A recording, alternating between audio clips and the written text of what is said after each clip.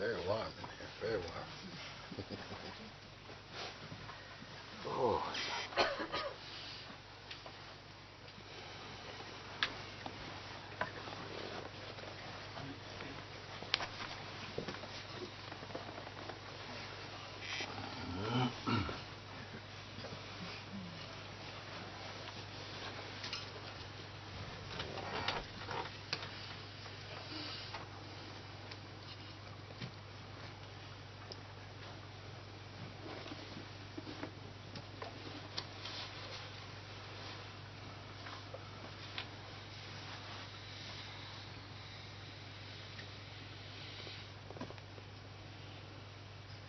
Is everybody comfortable so tight over there? It feels very Indian anyway. Very good. Very good.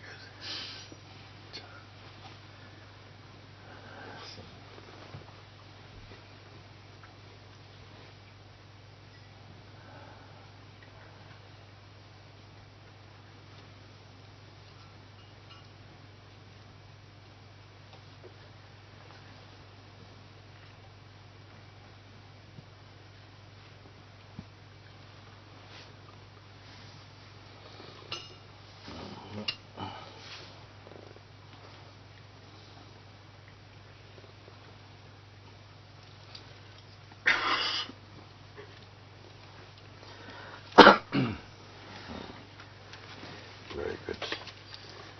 Okay.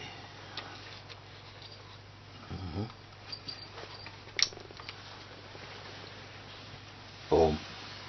Namaste. Welcome everyone to Satsang today, and to all friends who are looking in from all over. Ah, you are here. Very good. So.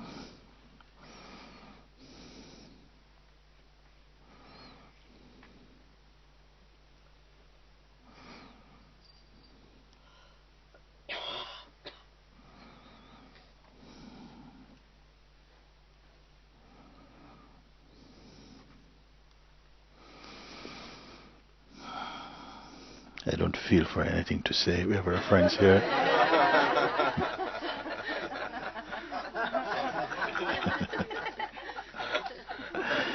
Lots of different beings come to Satsang. Sometimes lots of mosquitoes and flies, and of course there's a temple in India also dedicated to these ones, to these beings. They come and freely move about. The people take their darshan also from them. We haven't reached that stage yet here. But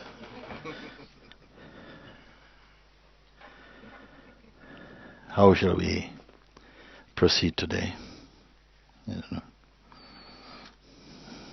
Sometimes the people come and they expect somehow, oh you, come. And that, I have something ready or something like a speech or some program. Very good.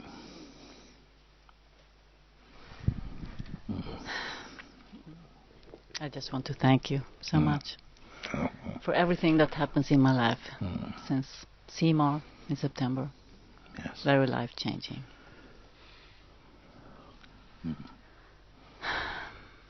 I'm very grateful. And I'm just letting everything unfold in its own pace and not try to force it with my willpower, which is my problem, to push everything. I want so much. If the one who wants is genuine, then the desire is okay. Yeah. If the one who wants is genuine, then that desire must be okay. But there's another one who seems to want, and this desire gets it in trouble all the time. Sure.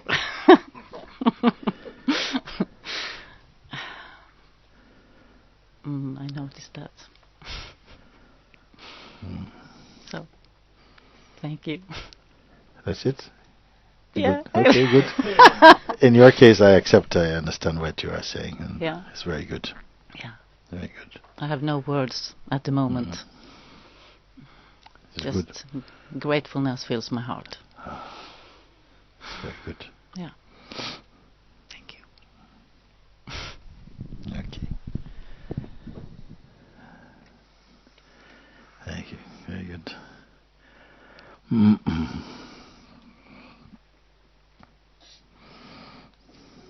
I say sometimes this is the only chance I get to really read some of the letters that people write to me. I'm sorry, at the moment we're not having so much time to read these things every day. Well, but I prefer to have live questions and like this.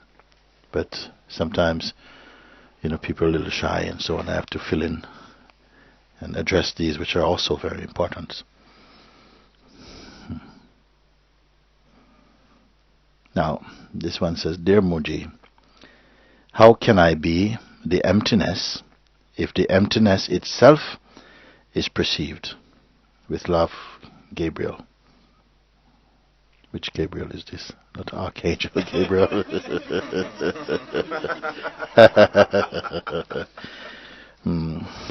How can I be the emptiness if the emptiness itself is perceived? But by whom is it perceived, you see?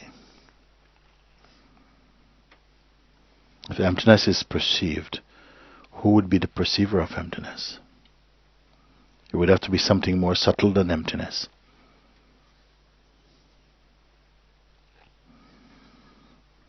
Only emptiness which has been phenomenalized in the mind can be perceived in the way that they're speaking, see. If the emptiness is being perceived, and is being perceived by another, or by me, the sense of a me, then the emptiness is not the true emptiness. It is only a figment of the imagination.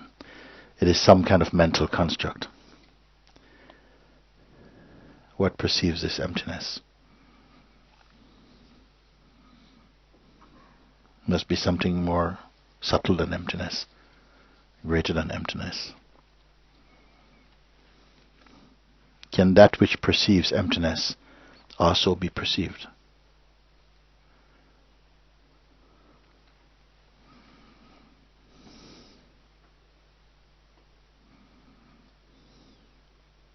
You see, you should not ask this question. I wonder about this person. How can I be the emptiness if the emptiness itself is perceived? Then if you come to this point and you say, well, but even the sense of emptiness, whatever that is, the absence of fullness is being perceived, then what must I be, who call myself the perceiver of that? And ponder on this, really go deeply into it, until it reveals something. Either the sense of separation is swallowed up or something like that. Something has to happen. You shouldn't then start to put questions. You have not completed your introspection. You say you've gone so beautifully. Now you come to the state or the stage where you can verify I am the weakness or the emptiness itself is perceived. Then you must stay there. But if it is perceived, then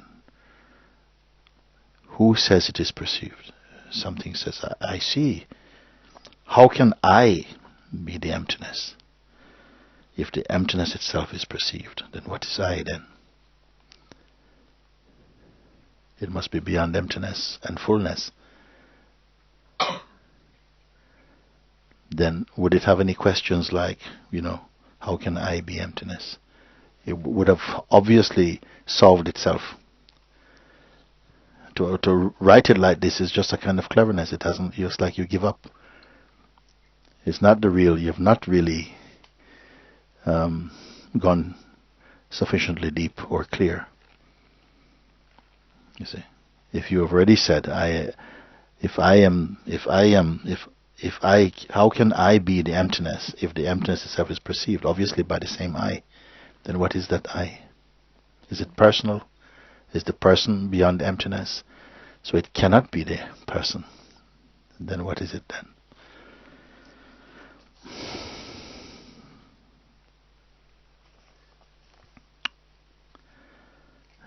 What else is this one? No.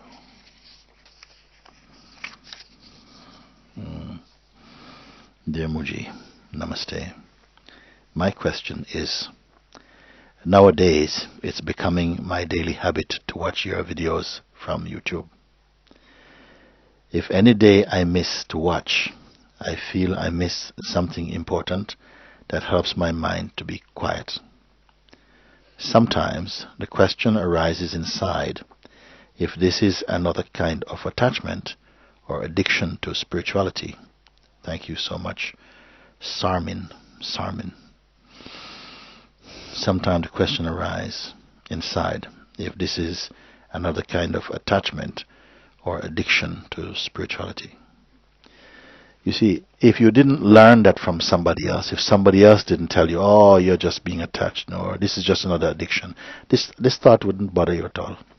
You would simply carry on falling in love with the truth, with your own discovery. But somebody sticks some stupidness in your head, like, you're being attached. Then you'll say, attached. What did it mean, attached? Or another kind of addiction, strong word, to spirituality. First you are addicted to non-spiritual things. Then now you become addicted to spiritual things. And you're aware of the addiction to that which was not spiritual, now to spiritual. But these are just ideas.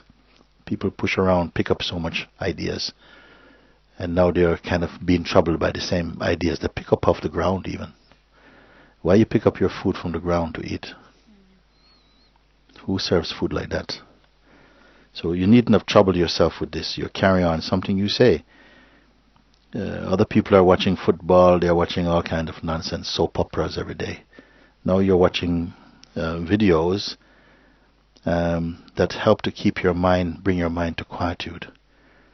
But then this another idea comes. Maybe I'm just being addicted again to spirituality. And like this, you move on again. You go back to the red light district of the mind again. What to do? Some common sense is needed. You will know what is good for you, isn't it? You know what is good for you. You eat food, you don't like it. If somebody, even if the greatest chef in the world come and say, but this is the best food. Okay, I like it. No, I don't like it. The best food, yes, maybe the best food for someone, but I don't like it. You know that much. Then you're watching something and it brings a space inside your heart and makes you feel very quiet. Why would you doubt it? Oh, maybe this is another addiction. It's so stupidness. Such stupidness, you see. I remember my own self when it came, that I was not expecting any feeling or to get anything. I simply met someone and we talked about these things. And I felt in my heart very pleased, very quiet, very happy, talking about some spiritual matters or something. And then one day I asked, I was so happy, I asked, when you pray again, will you pray for me? And this man says, of course, but well, why not now? We can do. I said, oh, okay. Really immediate. Then he prayed, and when he prayed, I suddenly found myself also asking, please help me. I don't know to who, I say to God, because this is my upbringing, it's my culture to relate. The highest thing, the most best, the most beautiful, the most holy, the most perfect thing we call God. So therefore I aimed my attention, I said, please God help me. And help came immediately. So I was very, very touched so deeply. I say that, you kiss so many people, tasting very nice or uncomfortable or whatever, but have you ever been kissed by God? I was kissed by God. Kissed from inside. And you will never forget that one. And I said, after this thing, I simply walked out of my life. What it means. It's just everything became secondary. Everything became a lesser love. An old story. This was fresh, kept on being fresh. This pulse inside my own self. Did I ask, I wonder if this is my mind? We don't. This is perhaps the gift of my upbringing. In the Caribbean, we don't talk about the mind, the mind, the mind is like this, the mind. We just don't use it. They say you have a good mind or a bad mind. But that's it. We don't talk about the mind and all of the intricacies about the mind. If you were to be in Jamaica and you are talking people, oh yes, my mind is saying these things to me, and I'm not sure if it's my mind. We have one word for that kind of mind. We just say it's the devil. You got a devil in your head. Once you hear it like that, you won't be so quick to use it amongst people anymore. And of course, it is just our simple, colloquial straightforwardness. Not, oh, it's the psychological mind. No, yes, it's my mind. It's, raising doubts to me. No, we say it's the devil. And then you soon get over that pretty quick. You want to keep company with that force? Okay, well, drop all these entertaining yourself with these kind of ideas. So for me, thankfully, I would say to my upbringing largely, this doubt didn't come hanging about my head. It was clear when it was there. I said, my God, never have I felt, and I've had a fairly colorful life. So I cannot say, well, no, it was quite fun, but nothing like this. Then I realized that all my life I've been searching for this. I didn't realize it until then. I worked as an artist for many years, did martial arts also, all these things. And I was searching for something, but I didn't know what it was until this came. You go around touching many things in your life, and then one moment you yourself are deeply touched. And with that touch, you abandon every other level. Every other thing became secondary. And no doubts came about that. Now you say you've been so fortunate. You're discovering these videos and you're watching them. I feel if I miss it, I feel like I've missed something important that could help to keep my mind quiet. Isn't that something beautiful? Carry on with this. Don't touch this doubt if it's all developing some attachment or addiction. All our lives we are being attached to so much foolish things. Then the one time you're attached to something that is setting you free, you start, oh, maybe I'm getting attached. So funny, Dear. You can come in anytime you want, okay? Dear Mooji, I hear a lot of your YouTube films, and I really love to hear it all. I am wondering, I use at this time medicines for depression, and I was wondering if this would be a problem or an obstacle to become free of the slaving mind. I know the mind is driving me to all corners of my house. I should or I shouldn't, etc. I had openings where Petra had left and only awareness was there, but then the mind is coming in again. But my real question is if these medicines are an obstacle to let come above what I really am. But my real question is if these medicines are an obstacle to let come above what I really am. Okay, my dearest regards, Petra. It will depend on what advantage, what help these medications are doing for you, and you are the one who has to assess that. If they help to soften or to slow down the racing mind, you may feel, yes, they help this much. But sometimes they take something out and they put something in. You see, whether there's something they put in is better or not, I don't know. But for sure, as you continue to be in your satsang, the need for medication to deal with psychological stress and so on, that will lessen and eventually go. You see, this one I can tell you. I know the mind is driving me to all corners of my house. I should or I shouldn't, etc., do this or that. I had openings where Petra, this is her name, had left and only awareness was there. But then the mind is coming in again. Well, the mind will come in. Even for the sages, Initially, when they saw that the mind was an unreality, that the egoic mind or the identity was an unreality, you see, then something blew away this, the force and the claustrophobia of ego was blown back. And they experienced maybe a state of grace where they were without identity, they were without personhood. And in the absence of ego or personhood, there's only pure awareness. And you are in the sublime state. You are not, nothing will trouble you. You're in the even state. Your attention, your mind is not carrying a lot of information now. It's resting in a sort of neutrality. Nothing is going to trouble you. But gradually, mind comes back in again because some unfinished business is there. So it's going to come back in. And you have to be prepared for that. You have to, if you're with a good teacher, they will tell you the mind is going to come again. Don't worry, it doesn't mean you have failed. Find out who you are. You're not the one who can fail or even succeed even. Your being is so pure. You're that pure space that you have come to where you are beyond identity. And when you are beyond identity, you're not the doer of actions or the thinker of thoughts. This activity will become less for you. The mind force, because it has carried so much investment of your energy, hasn't been killed.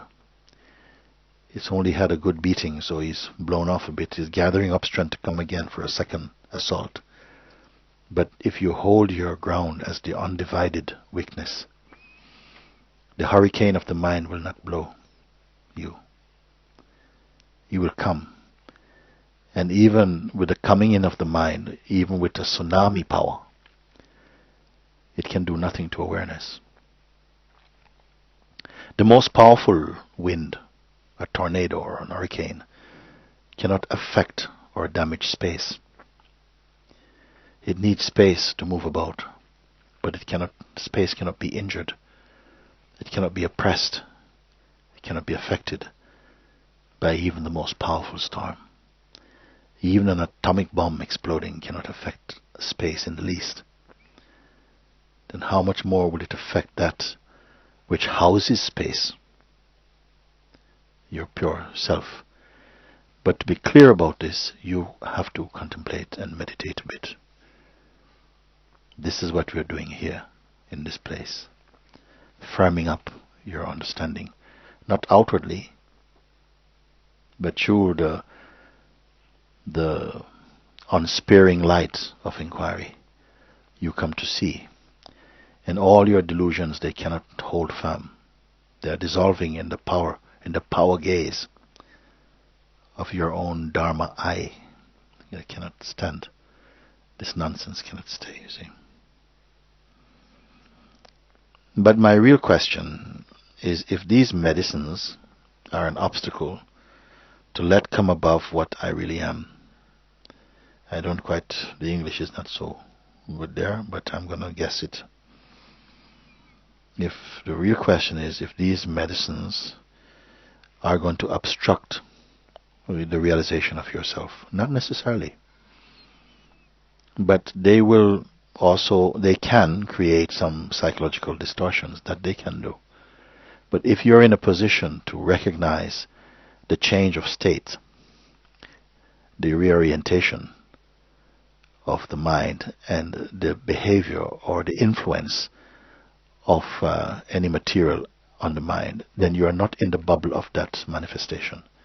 If you've understood that, and it's good to have someone with you who can keep on reminding you that you're not inside any bubble. You are the weakness, and you are the imageless weakness. And so, like this, you begin to confirm. Not imagine, but confirm. Yes, yes, but I'm seeing this. And even if it changes, that change is observed. But the observer of that change is not within the play of changefulness. Then you're out of that. You're out of that apparent trap. You even see that, how can I be trapped? It's nothing. It's only another play inside the mind itself. So, I hope that has somehow answered your question, or you can take what I've said and then bring it inside your inquiry and help yourself to confirm and verify what I'm speaking, Yes, yes. Okay, please come.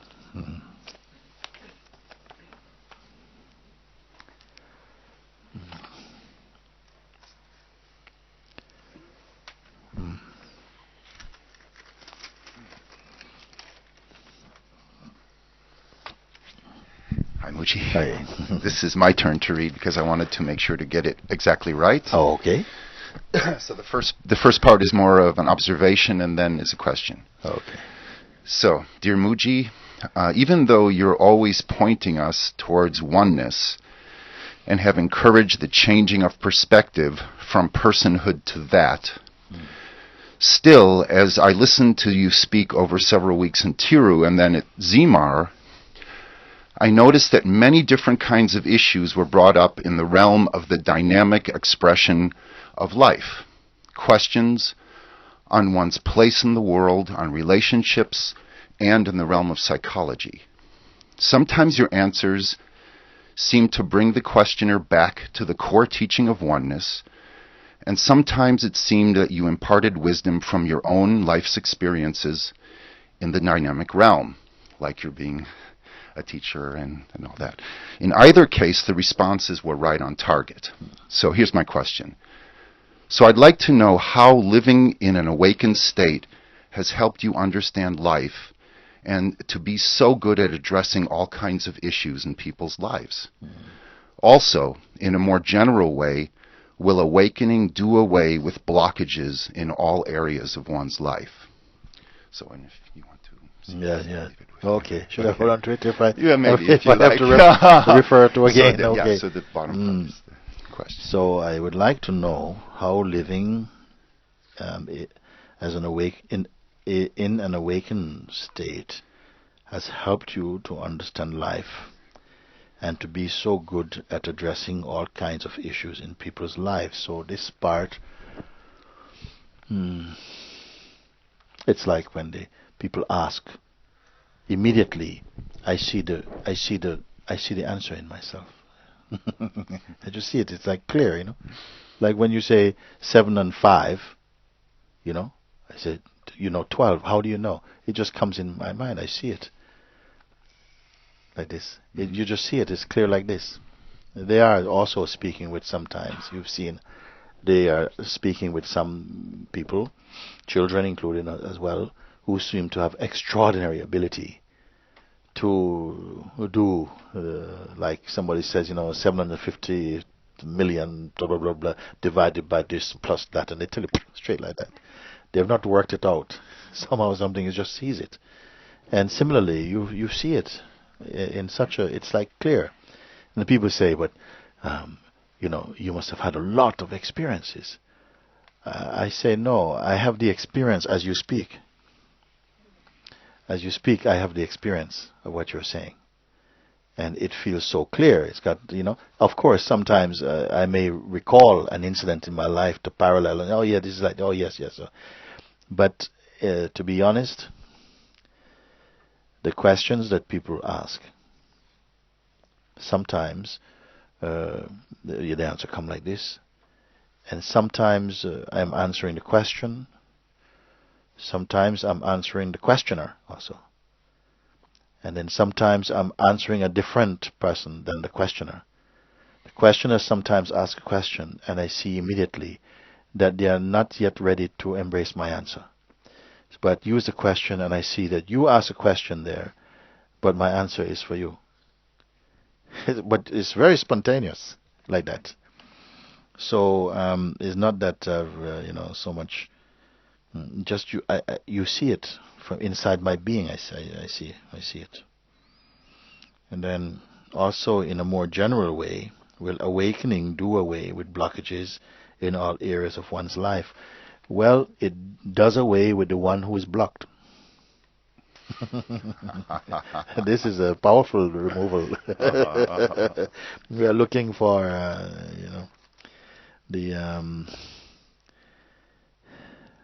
we're looking for healing for the patient, but the best healing is to get rid of the patient. I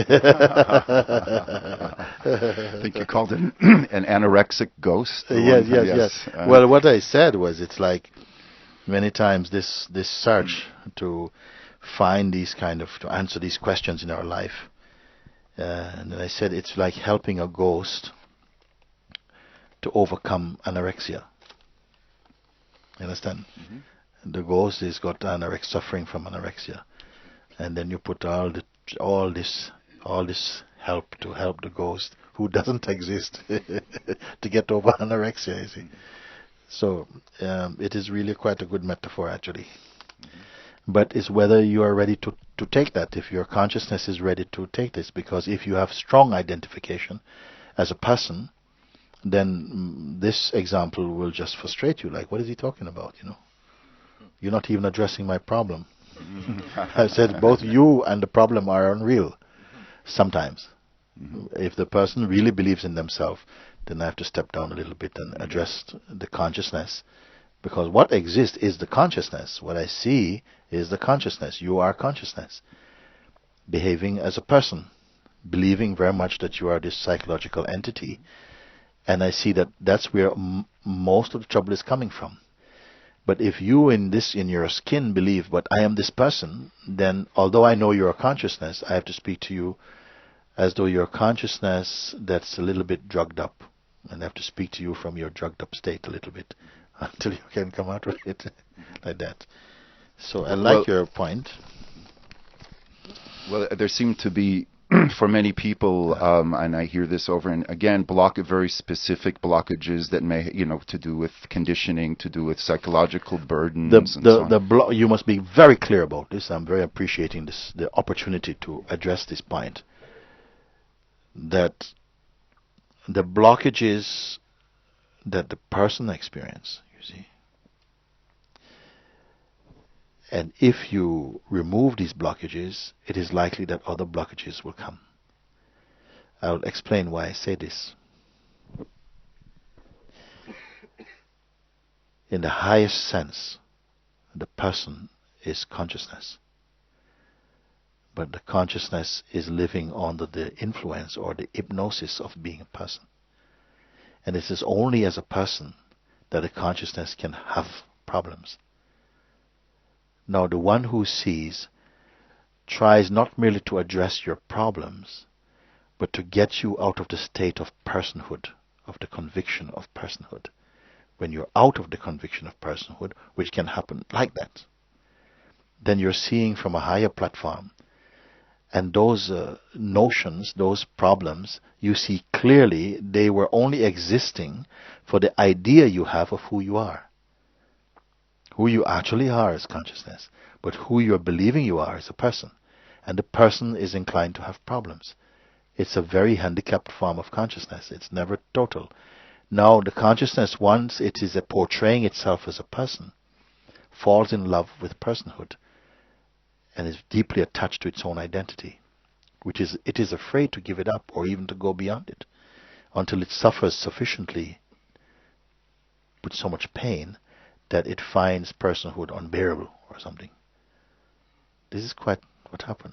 While it is in the state of being a person, all its life is about trying to address issues and relationships to do with being a person. And it spends a lot of energy, invests a lot of energy in personhood and a personal life, to the extent where very little energy is left over for anything else. But that doesn't matter to it, because it cannot see that there is anything else anyway. It's just me and my life and my family and my crew, and that's it. And it has to evolve to a wider consciousness than that. The parameters of personal consciousness is very narrow. So spirituality, if it has any meaning, is only to help to facilitate the sort of like the ascendance of the consciousness from personhood to presence, from person to presence. When it comes to presence, it's in a much wider field, not so chaotic. It's more able to observe and to understand intuitively than to work like a donkey to change something in itself which it cannot do easily, you see.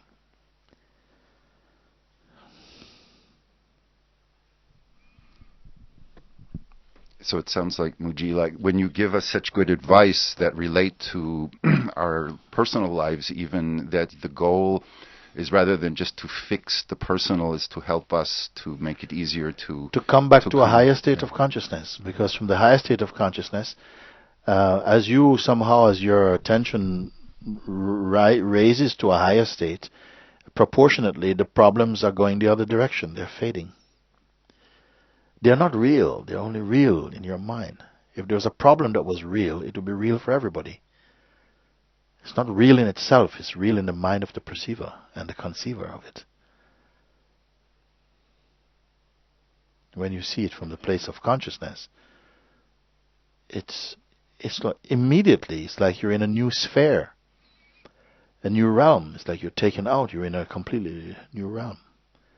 And then what was previously feeling really hot and stuffy and suffocating, immediately is seen as nothing at all. Now the old mind says, "Oh, but you're just escaping from your responsibilities." Then you put the question, "But whose responsibilities precisely?" And you dive in to check and tell me if you find anybody there.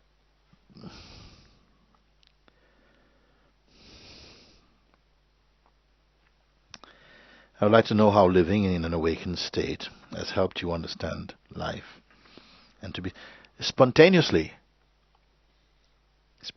you know. You can study and think you know, and you can somehow find that waves of illumination simply opens up in your being. You just know. The greatest knowledge just comes as illumination inside. Not studied. What you study, you cannot keep. What you study seems to be unreal-like, but what you discover somehow, which unfolds spontaneously inside you, has an authority, has a sense that it's integral to your being. You see?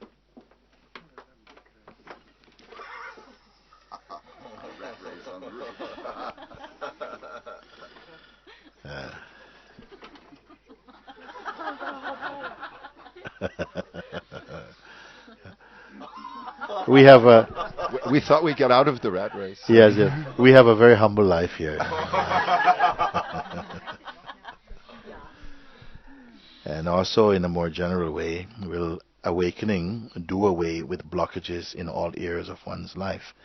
Well, it's not so much like that, because you may still find that in your dynamic life, it's not that somehow you become awake and suddenly, oh, you're perfect. No, still somehow there continues to be a kind of maturing in your dynamic expression.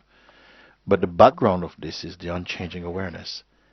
So some things will still be addressing and still refining somehow and verifying. That's part of the life. It's still there. Deepening somehow is taking place, and something like this is there. You see? And there may be some play of superficially of some leftover from old conditioning, but it's not enough to suffocate or overwhelm you.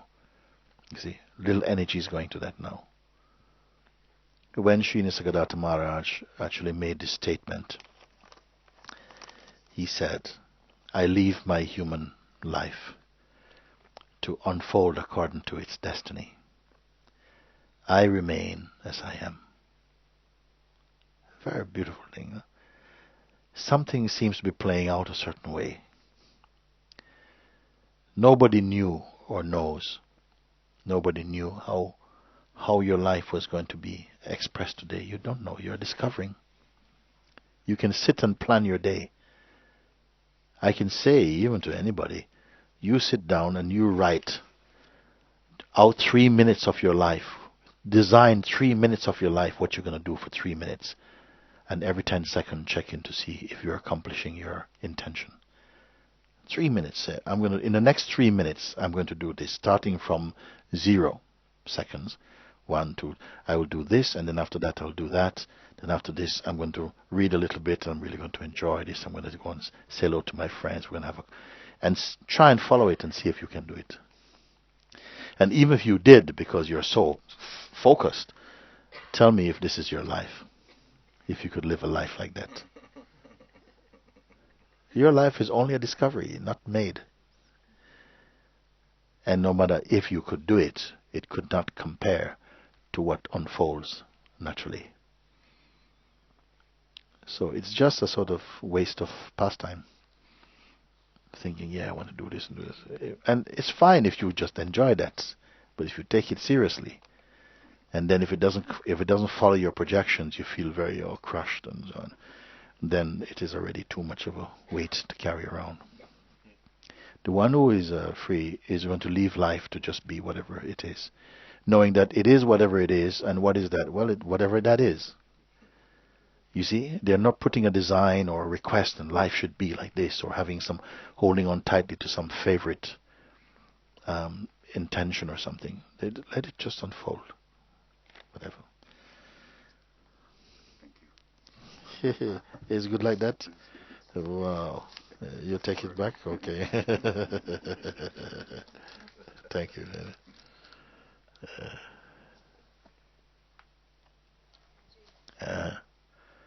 Yes, please come.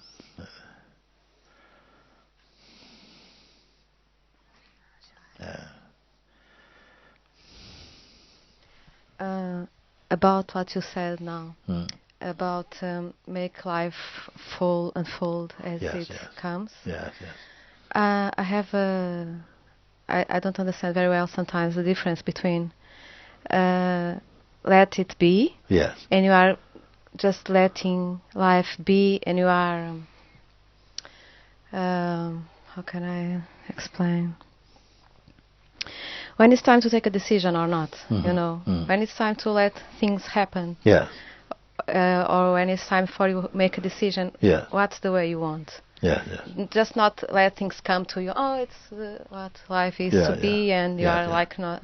I don't have the word in English to say like comfortable and not change things that must be changed. And yes, when I say let life be, I'm not saying to exclude your own functioning. Let your functioning be. Suppose you're standing in a bus, full bus, going down the road, and then you notice somebody going into your pocket while you're standing, you're holding on, and going into your pocket. Huh? And then you say, oh, Mooji says just let it all be. So I just sort of let them get away with it. Then I don't think you're going to be very happy with me, to follow like that. So that I don't mean. So if you're there and then somebody's going through your pocket, then you feel angry, then that's also letting the anger be. Let the anger be. And then you feel like going, step on the person's foot because that's what your reaction is. That's letting life be also. It's letting life unfold naturally also. That's a good example, but sometimes it's not so clear in some occasions. If it's to act, when generally it's to act things or are not clear act, you know? when you think too much. Generally, the life is not clear when we are thinking too much. What should I do? Hypothetical thinking and so on.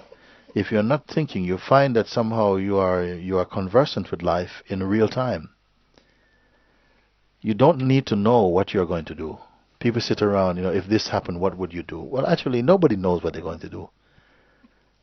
So the one who doesn't engage with that, if the people are thinking like that, yes, what I will do is this. When it comes to time, no, I don't know if I should do that because they are out of synchronicity with their own natural expression, you see.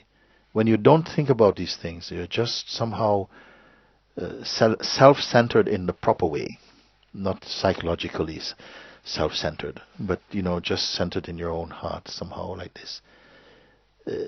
Your life is much more fresh, more spontaneous, more intuitive. You don't need this question, what should I do if? Nobody needs this at all. You don't need to know anything about the future. It doesn't exist also. In the moment, you'll watch.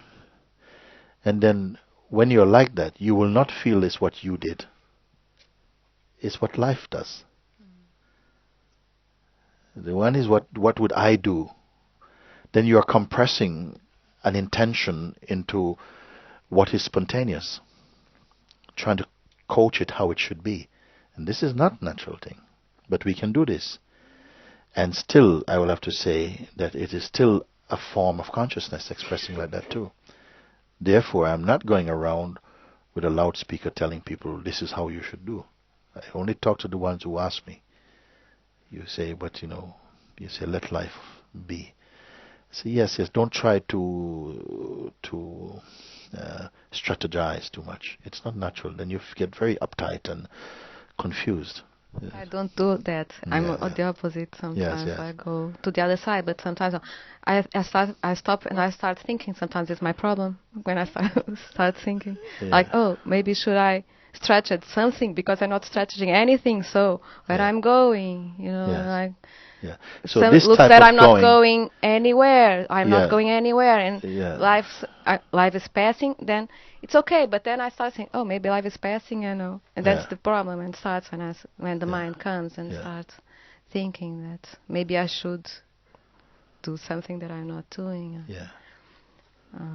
Or if it's God's will, what I'm doing. Yes, yes. Well, this type of dilemma you'll come when somehow you're not as yet consciously self-aware. We're still living too much in the notion of a person with conditioning and projections, dreams, aspirations, and all of these things. So it's a very personal way. So then you'll have doubts. Did I do the right thing? Should I? When you follow, like for instance what we're doing here, just looking in and with that guidance that help you to be established in the only truthful place which you cannot refute. So I say you don't need your imagination, because if you follow that guidance, it will leave you in a very, very immediate recognition that your mind will not be able to contest. It will not be able to say, but you. It will do this, but you'll be feeling you're on firmer ground in that. You see. But if you are more being in the way of a person. And also many people say, well, I just do my thing, I just do what I want to do. But still they are not in a state of peace or happiness. They're more impulsive than intuitive. It's a different thing, you see. What we are speaking here is actually such, in your spontaneity, you're so free. The minute you start to plan like planning a speech, then you're out of time. You're out of synchronicity. But if you plan your speech, you're planning to say something to people you've not yet met. When you're in front of them, there's a vibration which is present, but your speech is out of synchronicity with that. But then you're trying to put your speech, which is a dead thing, in front of a living power. And then people start to go, oh, yeah, please get off the stage. You're not talking to us. You're talking at us like that. You see. But that is the nature when we are so caught up in our own story, our own identity, then you're not conversant with life. We're in past. Life does not need the planning, not that planning. Some planning is needed for practical things. Then that doesn't carry a psychological smell. Just practical mind, practical functioning. But where people's difficulties come is in the set of psychological behavior of their mind. How they should be, what other people think of them, and did they make the right decision, and how do you talk to me like this, and I'm higher than this, and all this stuff causes so much trouble. Mm-hmm.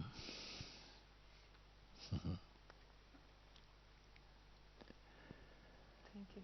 Thank you. Very much.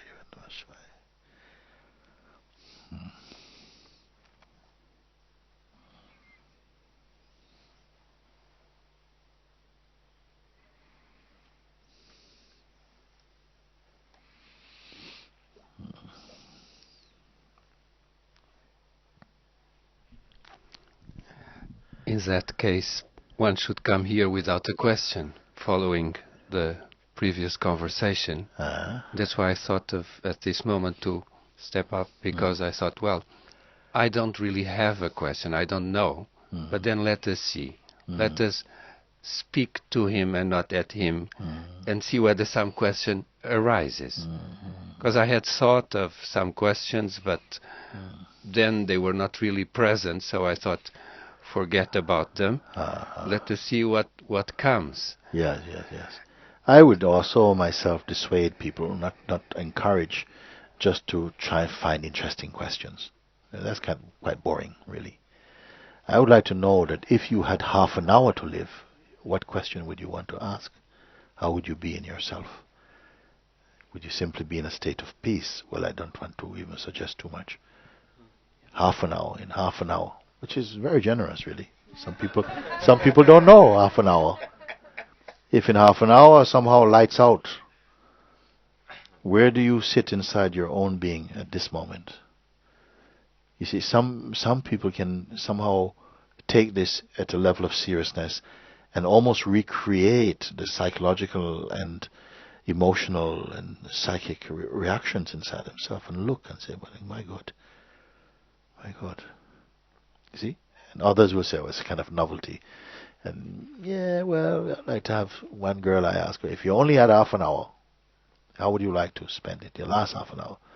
She said, I'd like to have some good sex and some chocolate.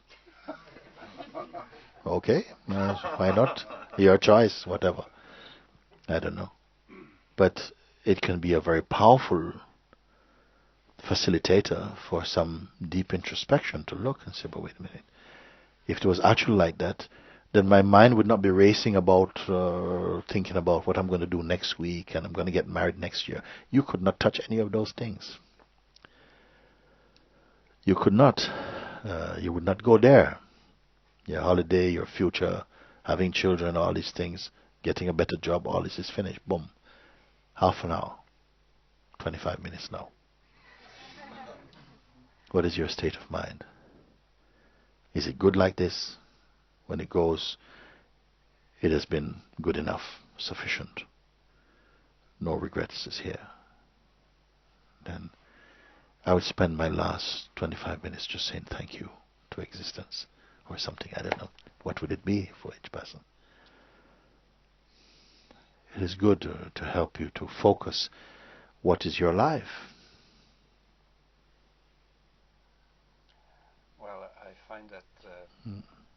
I find that it's related to that, my question, if there is a question, because what I feel is that there is not this intensity. There is no half hour for me. It's always buying more time, and by now I'm 63. So there has never been this intensity to ask the real question from life. Yeah. So I just let things happen and things go, and I take small steps towards the goal. Now I left the city. So we have 5 minutes. You have 5 minutes. 3 minutes. You have 3 minutes. Still generous. Who will take it on? Who will take it on when I'm speaking? You've got 3 minutes.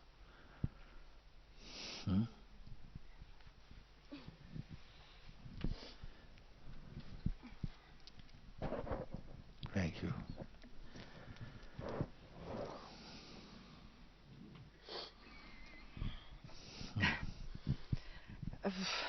I was deep touched in the moment, and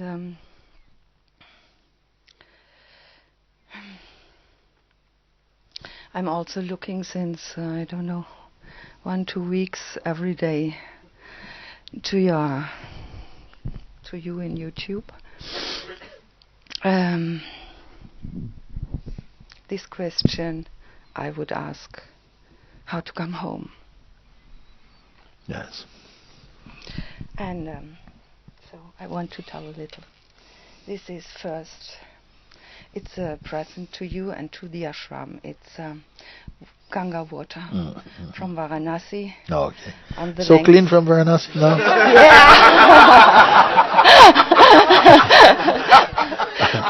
Have they cleaned up a little bit? What happened? Or is there some new filter or something? On the length, no, it's like I brought it. Look at that. Yeah, it's very clean on the length of the heights of the Panchaganga Ghats. And okay, I want to tell that my whole life, since I was 16 or 17, I had the wish to come to India. When I was 21, I heard from the first time from Satya Sai Baba, and I knew I have to go to India. Yes. My whole life I couldn't do it, but in the last year, in 2011, I could go. Somehow I arranged it, and I could go, and I was there 1 month before Baba went to Samadhi.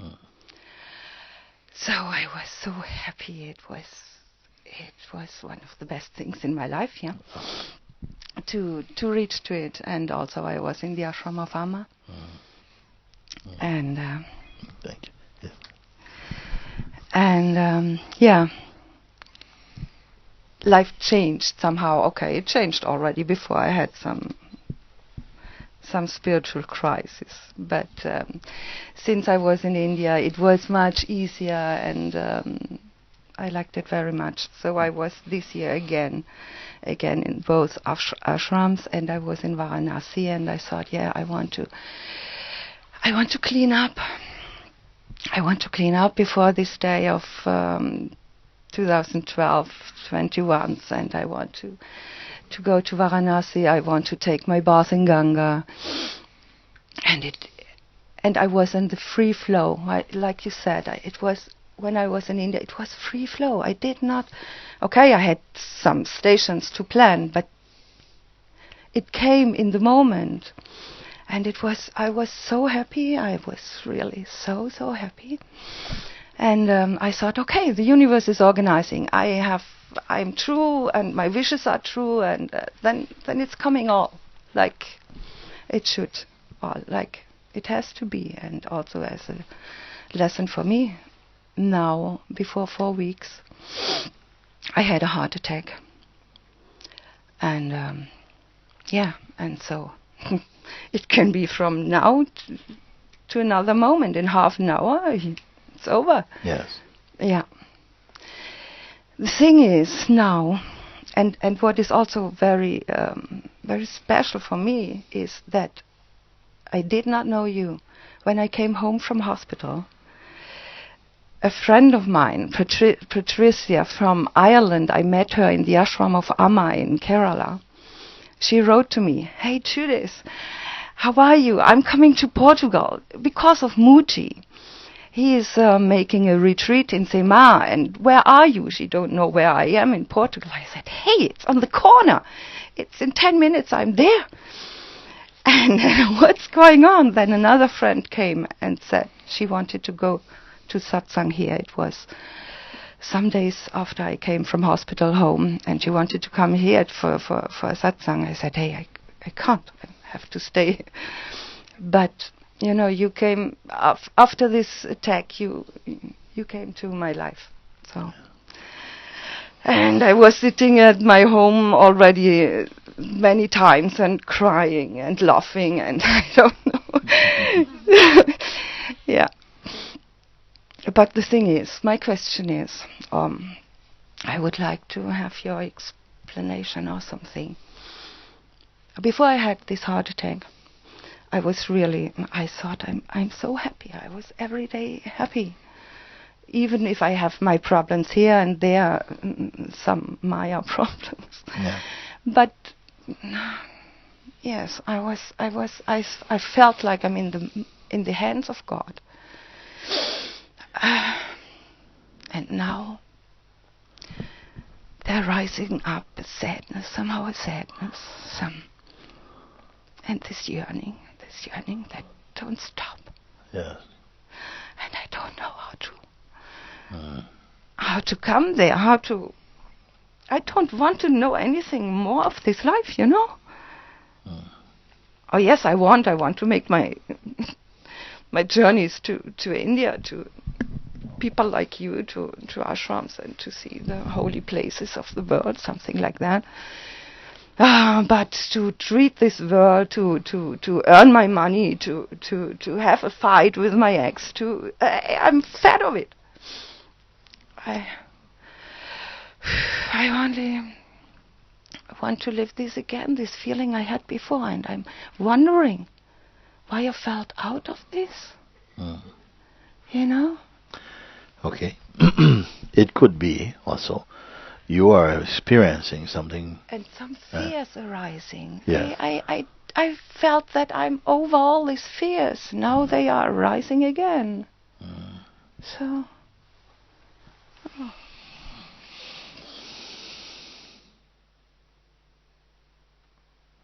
You said, as I heard, you want to be able to get back to that life, you want to go and visit holy places, you want to travel and all these things and so on.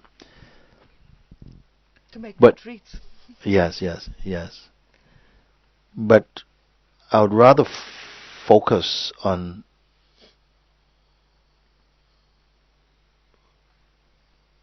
finding the truth. That is tightening up. Not I want to go to Himalaya. No, just discover the truth.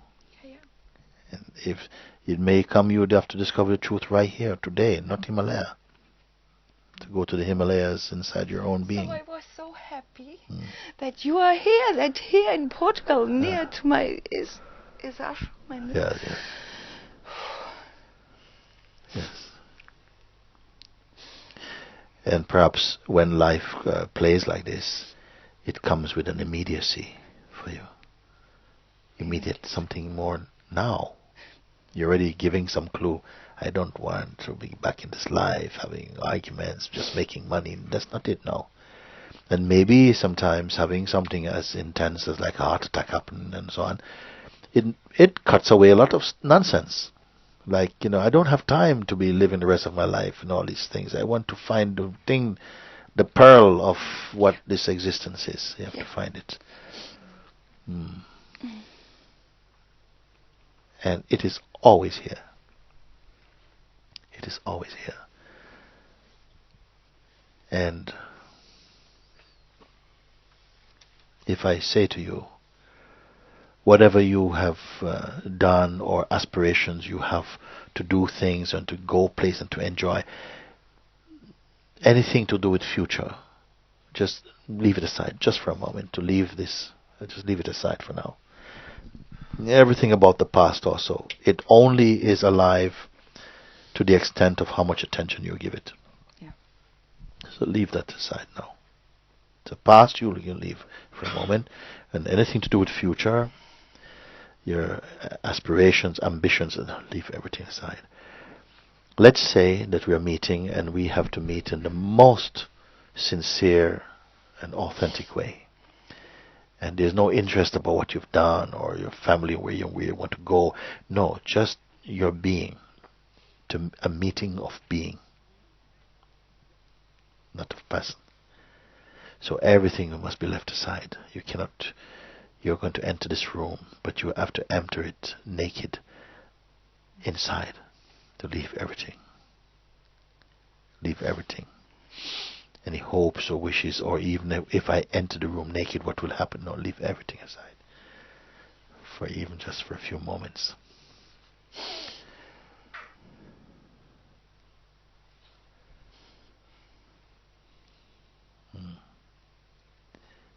And don't feel, okay, I'm going to return to them. Just leave them aside.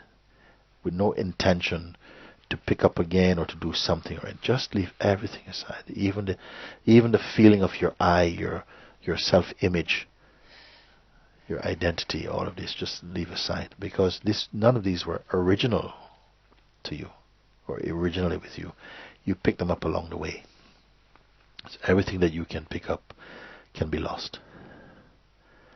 So let's see if you can come to that place which is completely without effort. It's existing by itself. It doesn't require any effort at all.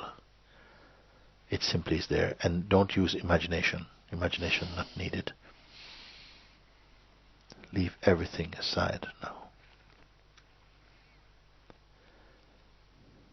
Everything that comes up as an image in memory or some idea, just leave it aside. Say, no, it's not that. That's just another idea, not that. So undress yourself of all those things. And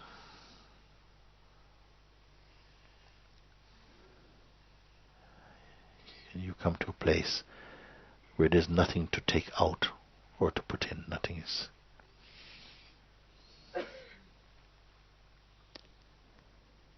You don't have to create any image about it. No visualizations, no creative thinking, no imagination. Just you let everything be. But you don't combine yourself with anything at all. Then perhaps for the first time, you're having a chance to feel what is here before you started acquiring anything. Just only your being.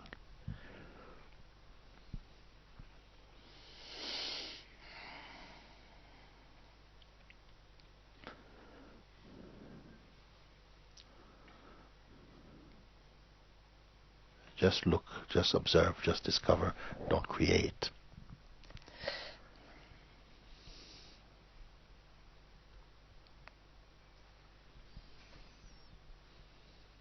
Don't think. This is difficult. Yes. Some thoughts want to come and something, habit wants to engage with them, but you're aware of that, so don't include that. I was already in my life 2 times in a state when I was really naked until the last corner of my soul.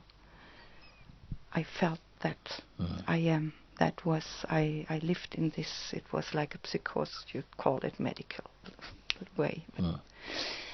And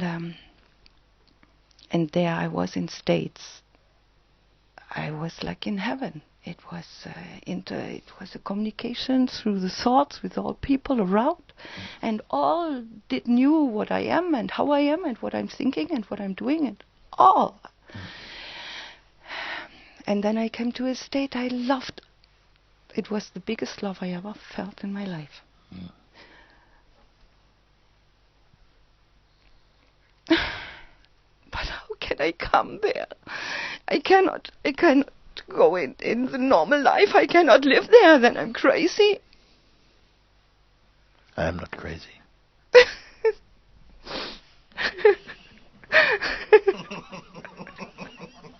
I'm not too. But I don't know how to. But that's how to combine the normal life with this. No. I cannot stay in my home all the time looking at you and speaking and doing this, what you did but now I am not me. doing that. I'm not sitting down doing anything. I move about and do what I have to do. I have the feeling I want to do this. Yes. I want to do this until I No, this is why I'm saying don't bring any desire, because even your highest desire may not be what life has for you. Yeah. I want to sit around and meditate all day, but maybe that's not what you need. No. Otherwise, your mind is making it up. Yeah, this is how I want to be. I want to go to India 2012, 21st of December. I want to be at Sai Baba's ashram. But you don't need any of this thing. You just need to be free. Yeah. And this you can have now. Yes.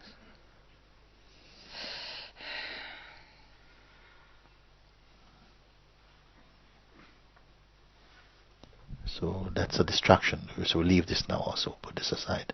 We're still in our looking.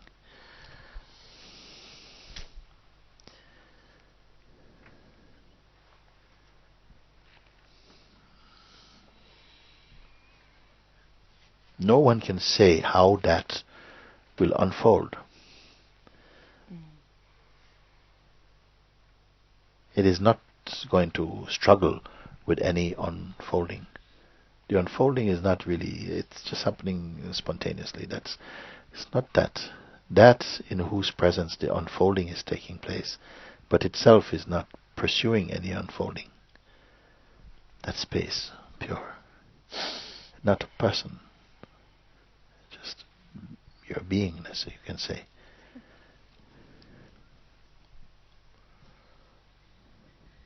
No one is turning to this. Everybody's turning to some object, some projection, some intention or something, you see. To follow something, to pick something. This is the habit of the mind itself. To be preoccupied with one activity after another, so you will never have a chance to be still. To discover your stillness. Not even to be still, but to discover your stillness. Your own silence. Which is not someone being silent.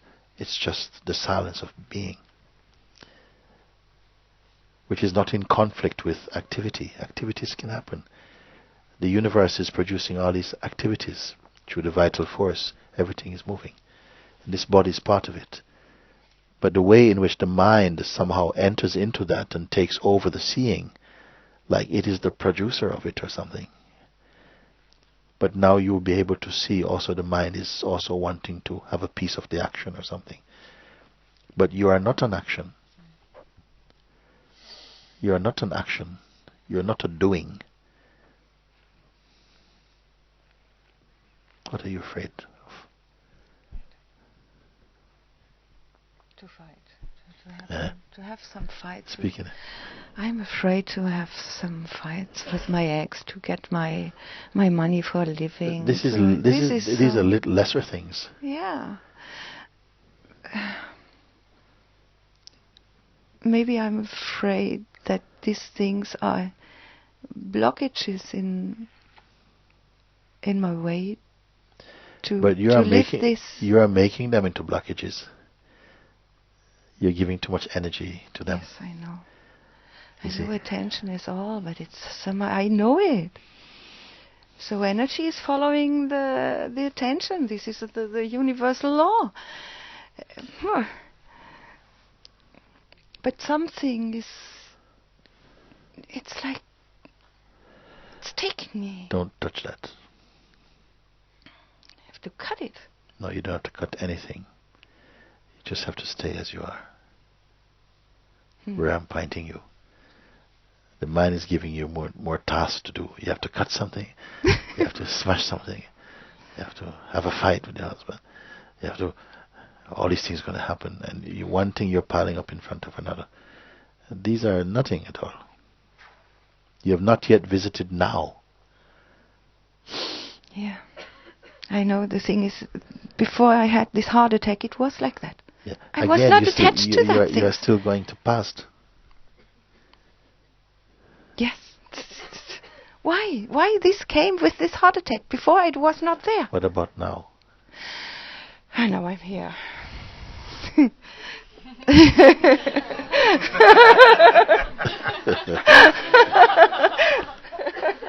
Thank you.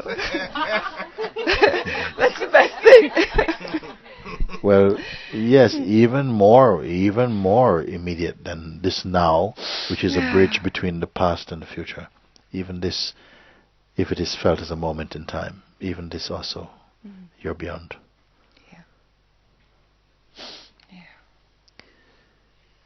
But you're not allowing yourself to swallow the food in your mouth.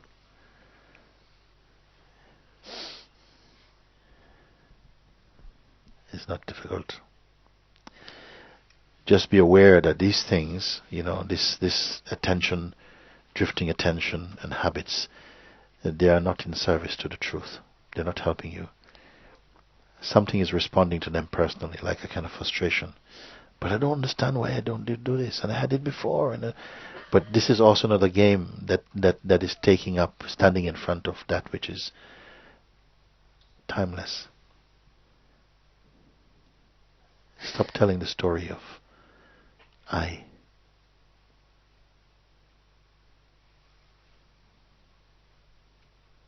There's a place in you where nothing is going on.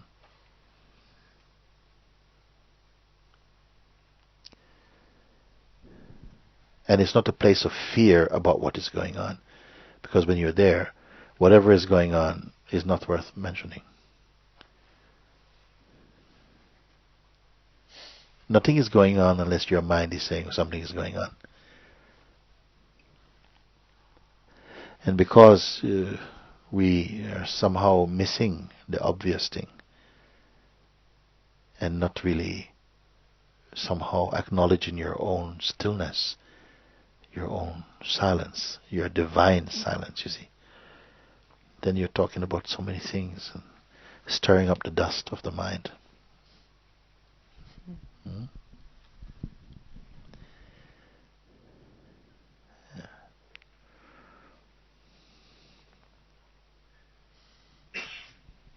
Okay.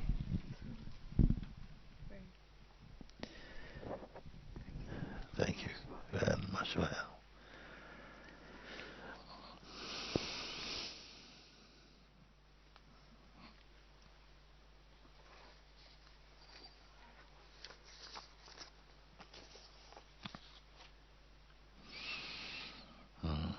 Dear Mooji, it is very clear to me that we are not our mind. We are an endless and timeless being, our real center. Given that we are this, what is going on when we are... Given that we are this, what is going on when we are looking in the eyes of a person we really love? Is there a real distinction between two persons? Does something similar occur between the disciple and the master? My understanding is that feeling can lead to more and more love. Thank you. Nicolo.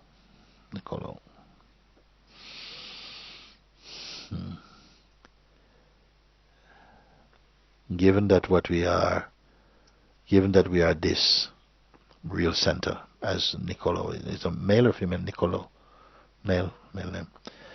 Given that we are this timeless being, what is going on when we are looking in the eyes of a person we really love?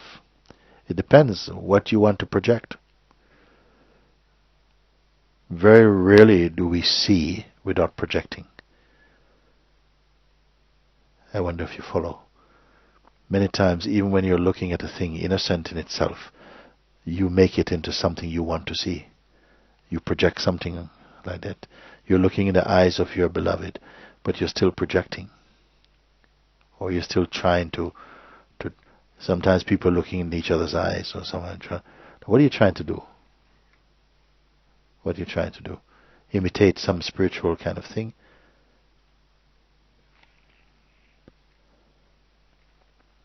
When you look into the eyes of the beloved, you become absorbed into emptiness itself.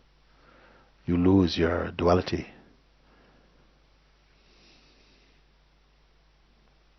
You become one, beyond even the concept of oneness. Something like that. Is there a real distinction between the two persons? Does something similar occur between the disciple and the master?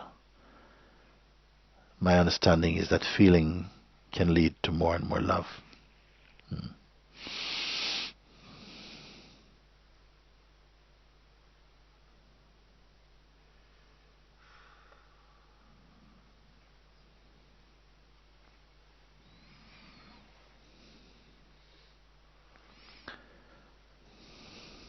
One must find the truth of one's own self. Discover this not merely as an idea. Until you do, you will not know what real love is. You'll be shopping for some reaction, for some experience. I'm not saying don't be in love, don't accept love, don't feel love. It will be there. But you don't have to pursue. Rather discover the fullness. Turn your attention there. Alongside that, let life be lived. Do what has to be done. But don't keep this intention on the front page of consciousness that, I must, try and do something with my lover. And this is child's play. In the end, you don't get a chance to see who is your lover. Who is your deepest lover. The lover has to become the beloved itself. But I don't want to sound like I'm speaking poetry to you, because you only have to go inside you. Something goes beyond all regions, all categories, all projections, all notions, all qualities. It goes into that, it recedes into that. Then what will it do when it looks again at the world? What will happen?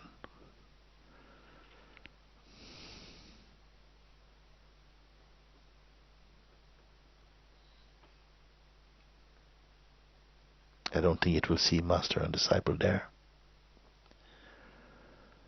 It will not see male and female there. It will not start from there. It will not reject that, but it will not be infatuated by any quality or distinction. You see? Yes, please come.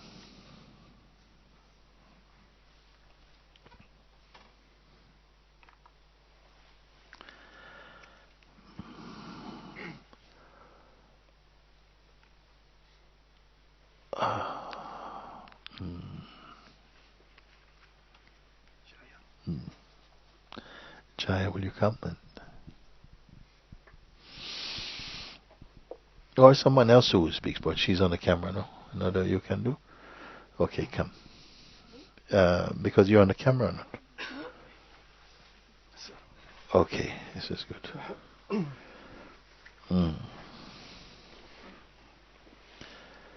Okay. You take this one.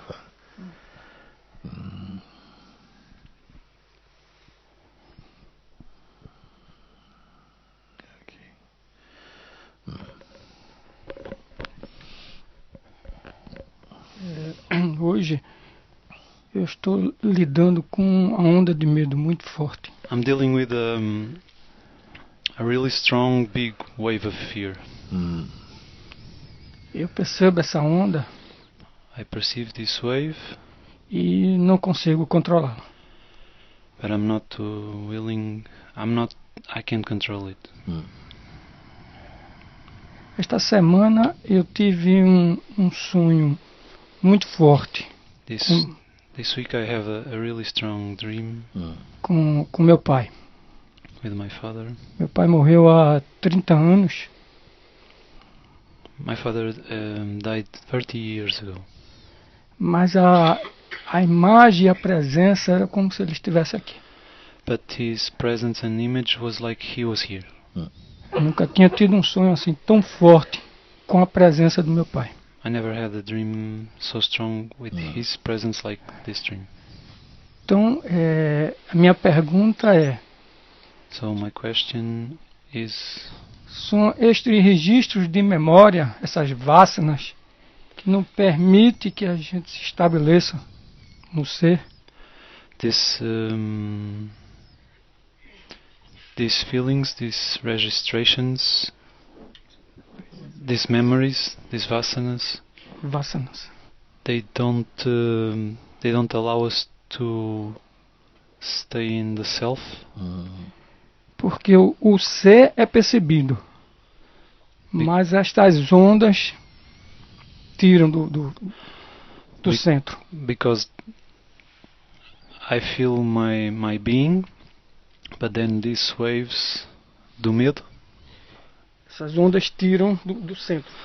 These waves get me out of my center. Not true. Sorry, not true. You say they don't allow you. These things don't allow you something. Mooji diz que não é verdade. Estas ondas não te permitem estar no teu centro. But it's you who don't allow yourself to stay where you are. Mas és tu que não te permite a continuar no centro. This idea of being removed from yourself is not really deeply true, you see. It's only a sensation. Esta ideia é apenas uma sensação. Esta ideia de que te tiram do centro não é verdadeira. While you conceive of yourself as a person. Enquanto tu te concebes como uma pessoa, you will have those kind of feelings and sensations. Traz essas sensações e sentimentos. When you acknowledge your place as consciousness. Quando reconheceres a tua posição como consciência, these will become very small concerns for you. Isto serão pequenas preocupações, nada de importante. Yeah. And also you say you cannot control the fears. E também dizes que não consegues controlar o medo. But I don't feel that fears should be controlled. Mas Mooji não sente que os medos devem ser controlados. Yeah. That is the reaction. That is the sort of reflex, is to try and control or to suppress the fear. A nossa reação é tentar controlar ou suprimir o medo que sentimos. But I'd rather suggest that you use the fear to facilitate a seeing. O Mooji sugere que utilizes o medo para te facilitar a ver. To fully allow and invite the fear to happen inside. convida o medo a vir e a se exprimir totalmente. And try and observe without identifying. E procura observar esse medo sem te identificares com ele. Let the fear happen. Deixa o medo acontecer. And see if the fear will help you to distinctly identify the one who suffers the fear. Deixa o medo acontecer e indicar distintivamente quem sente o medo. Can you please repeat? If you can use the fear to identify the one who is really afraid. Se consegues utilizar o medo, esse medo que sentes, para identificar quem realmente tem medo. Who is really afraid. This is something different. Isto é uma coisa diferente. Than merely reacting to the fear. Do que apenas reagir ao medo. Even I don't even say you are reacting to the fear. Eu nem sequer digo que és tu que reages ao medo. But the idea you have of who you are is reacting to the fear. A ideia que tu tens de quem tu és é que está a reagir ao medo. So this is why I say use the fear. Por isso é que Mooji diz, utiliza então o medo to find out if the one who is afraid para descobrir que aquele que tem medo is really you. Se esse és mesmo tu. Is it the pure self that is afraid of the fear? É o puro self que tem medo? Or is it the mind? Ou é a mente? Or the body? Ou o corpo? Or a mixture of mind on the being or something? Ou uma mistura da mente dentro do teu corpo, alguns no teu corpo. Clearly try and identify. Procura então claramente identificares ou ires à procura, fazeres essa procura dentro de ti. And all along you will find that you're in the position of the observer. E durante todo esse caminho vais verificar que estás na posição de observador, daquele que observa. Therefore you cannot truly be inside the bubble of what you are perceiving. Então, se assim, não podes estar dentro dessa bolha daquilo que está a ser percebido.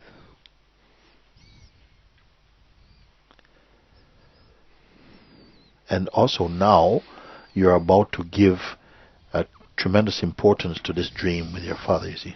E também agora estás a dar uma importância tremenda a esse sonho com o teu pai. Which will keep you que te previne in a state of psychological identity. Que te mantém num estado de identidade psicológica. So then when are you going to come out of this? Então, quando é que vais sair disto?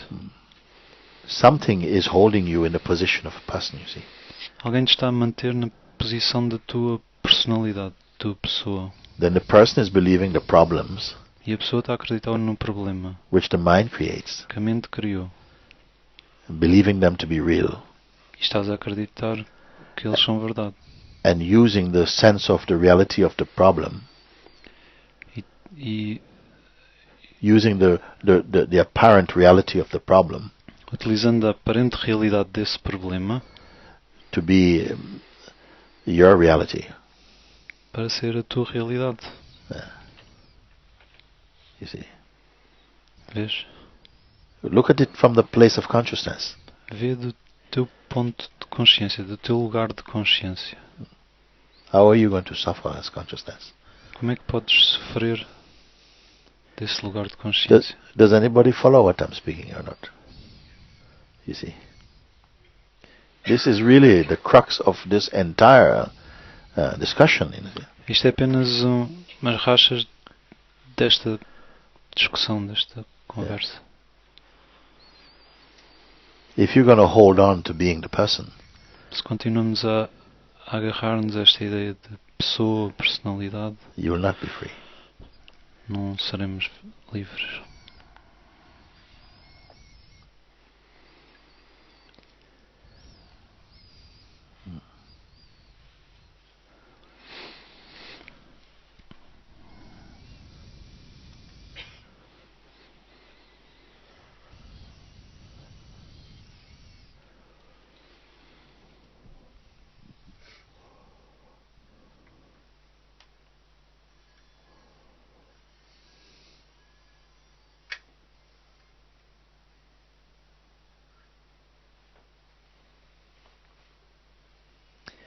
People are doing this all over the world.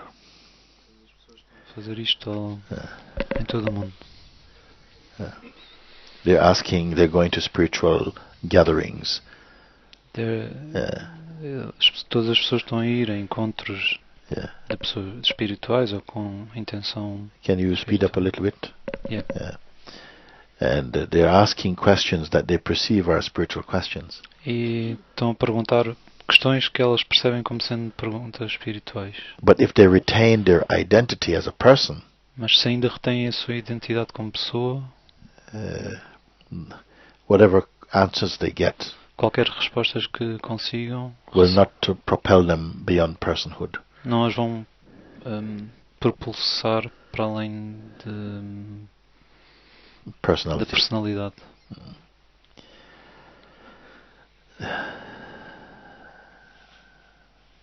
This is why I say things like you got 3 minutes now, you got 1 minute. Por isso é que eu digo que vocês têm só 3 minutos, 1 minuto. To be in your skin. Para estarem na vossa pele. What is your state of mind? Qual é o vosso estado de espírito do ser? But sometimes something is very dead inside.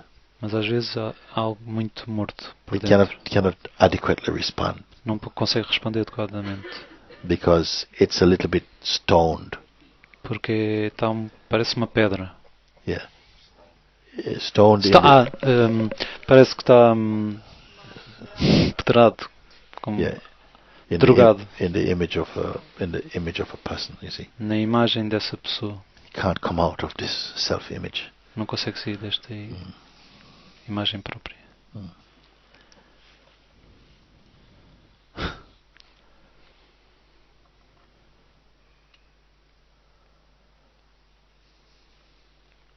Therefore, então, you will continue to grow more and more tired. Continuaremos a ficar cada vez mais cansados.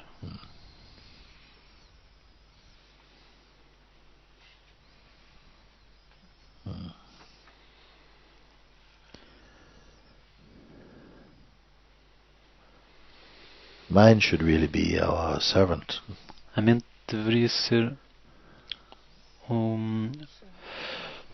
a mente não servidor. A mente deveria ser nos ajudar como um servidor. Okay. Ajudante.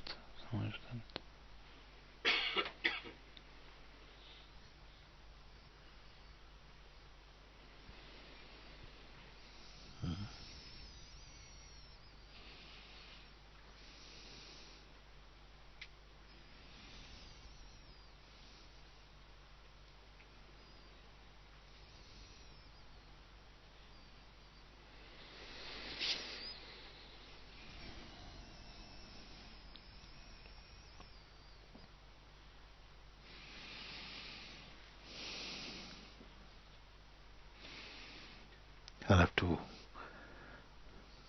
pull you out of yourself. Eu tenho que vos tirar do vosso próprio ser.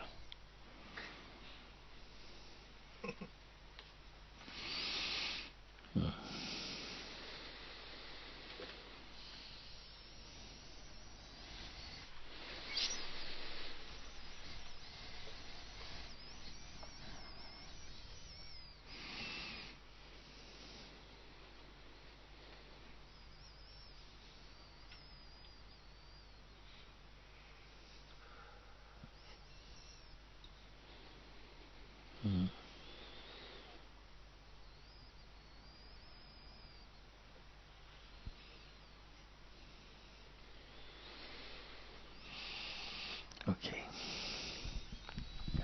Thank you. Come.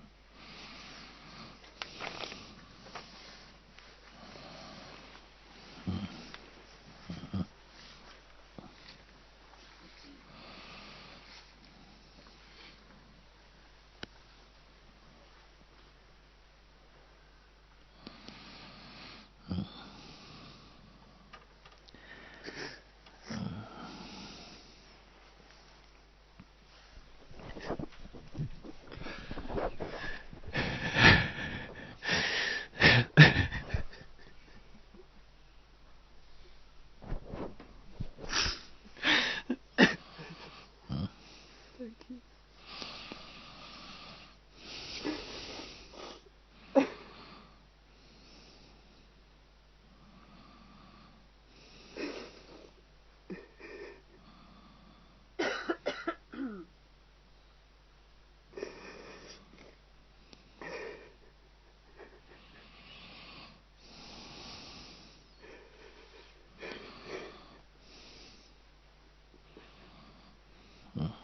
Take this.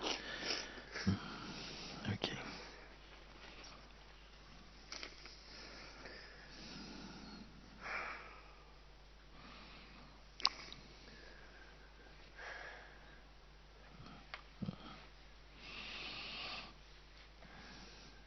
What are you thanking me for? Huh?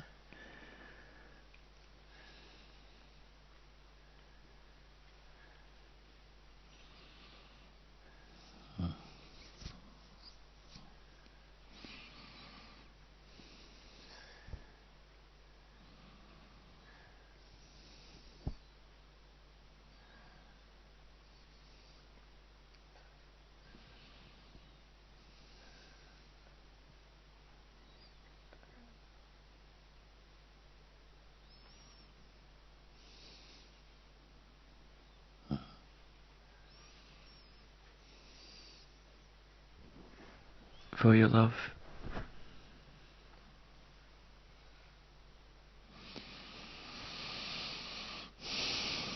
It's easy to love everyone when you are yourself.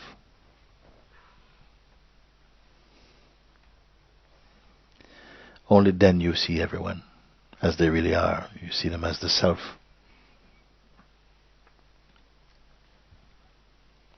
Otherwise we are seeing each other just as persons, and always there will be some conflict. Look what that limitation is doing on the earth. Because human beings don't know themselves. Carnage, sometimes. Also shared with beauty, with beautiful expression, with creativity, with love, with aspiration, but also with brutality and fear and judgment, and all kinds of projections come out of that misunderstanding of our true nature. So it is a question of some urgency that we come swiftly into pure self-knowledge, because that is the universal medicine. And then love does not become merely something one does. It is the perfume of your being. You cannot help. You see. And there's no hierarchy. There's no strategy. It is impossible to not love, because your nature is love. Even our most limited aspect, the aspect of our physical being, physical bodies, is created in love. But when you see from the place of that purity inside yourself, you see also that the withinness of all beings is also that love is there. And when you see that, you cannot not love. It's not that you are even doing love. You see. That love also must somehow flow with wisdom, with pure understanding. It amounts to real self-respect. And it makes the world beautiful.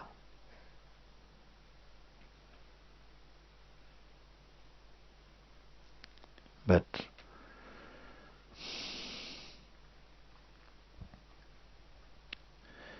I remember the question was asked to my master like that: when will mankind be really free? Is there really a chance? When will mankind be really together as one? And he said, when mankind becomes kind man. A kind man is the one who knows himself. Not man as in male, mankind as world kind, people kind people. when we are having notions of ourselves merely as persons, personalities, there's a natural friction that comes with that. It's an aggressive realm. We cannot help it.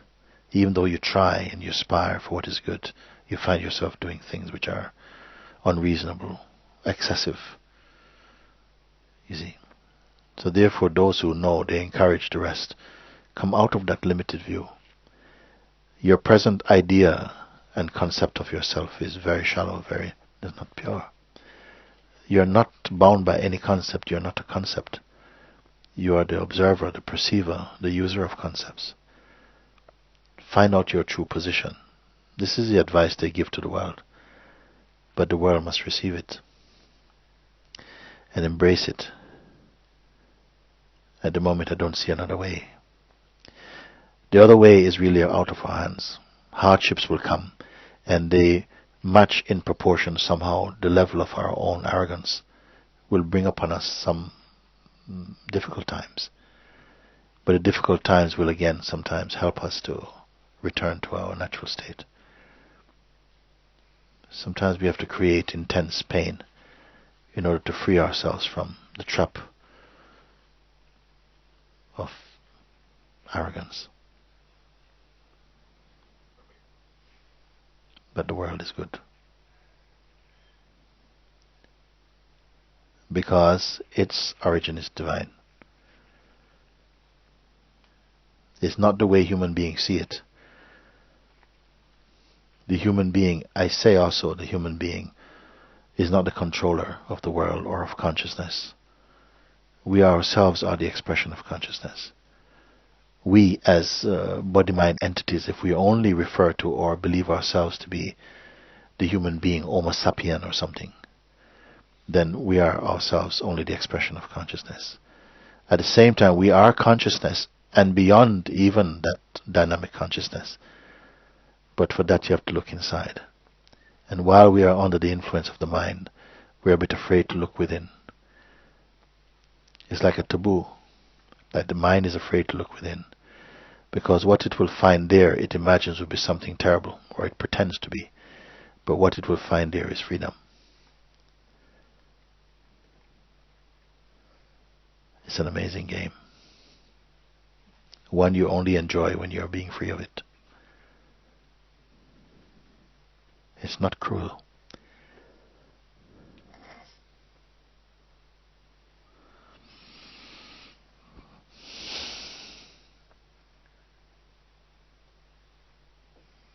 What capacity we have. So much love, so much hate, so much selfishness, so much brilliance. Everything is there as potential.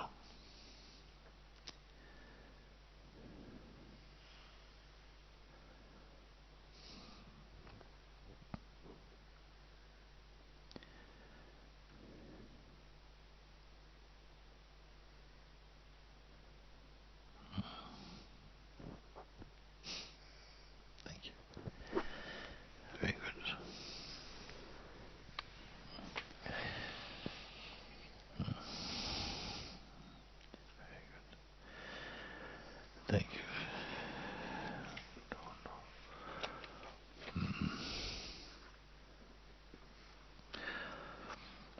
Dear Mooji, I have a very pressing question, not regarding me, regarding, in this particular case, children and completing their journey, in big letters written.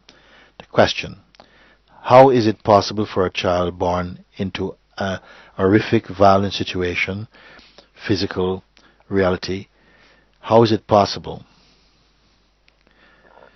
for a child born into a horrific, violent situation or physical reality from birth onwards, who experiences nothing else than total neglect, torture, etc., and then consequently is murdered, tortured to death at the age of 1, 2, 3, 4, whatever?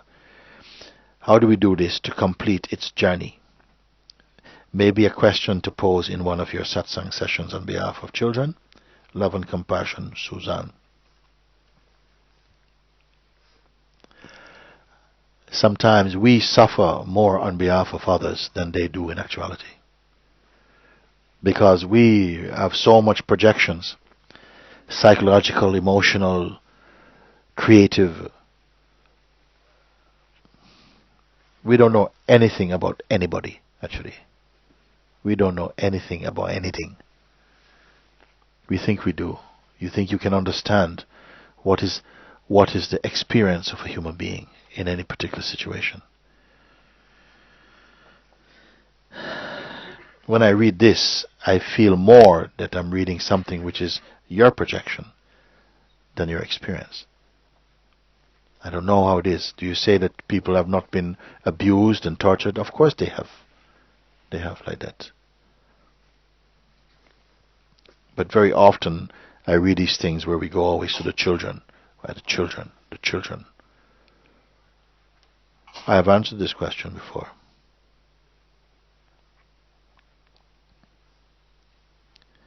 Who can understand or predict or feel they know what the purpose of one's existence is, or what has happened, why someone was somehow leave life at the age of 1 year old, or even was terminated somehow and lived for a day, or whatever.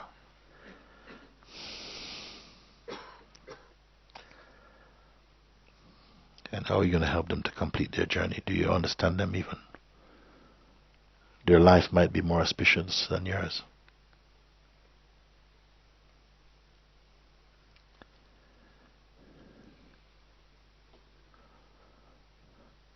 Have we stopped our own torture? We are living also in a world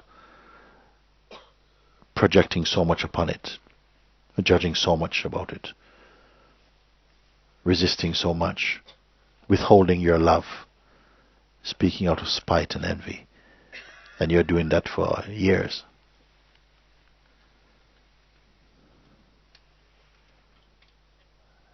Maybe the world needs rescuing from you.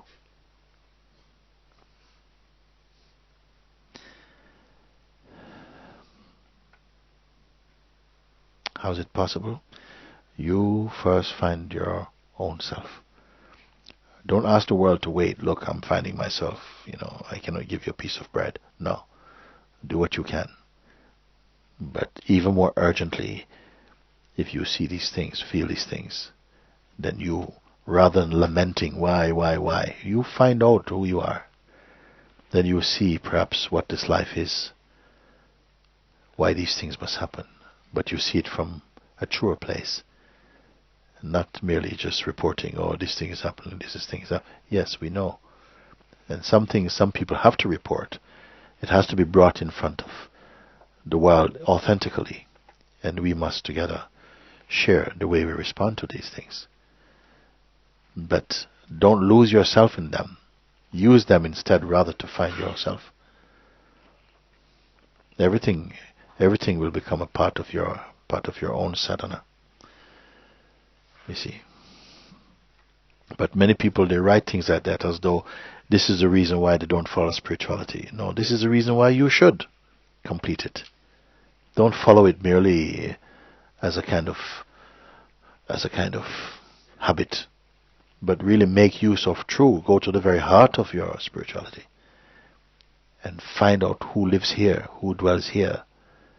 What is that inside which cannot be tortured?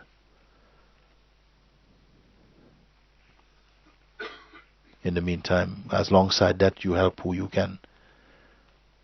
According to your present light, you do that.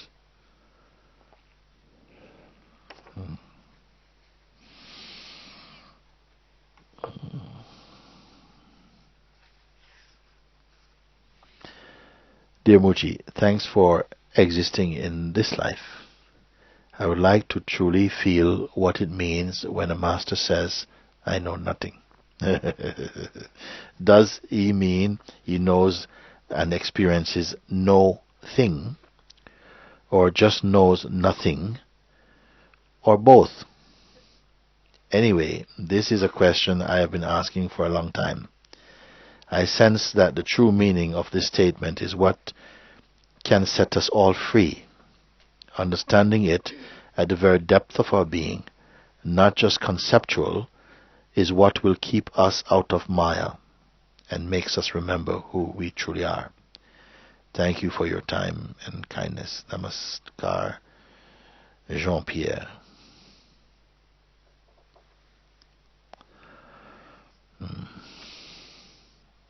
What does it mean when the Master says, I know nothing?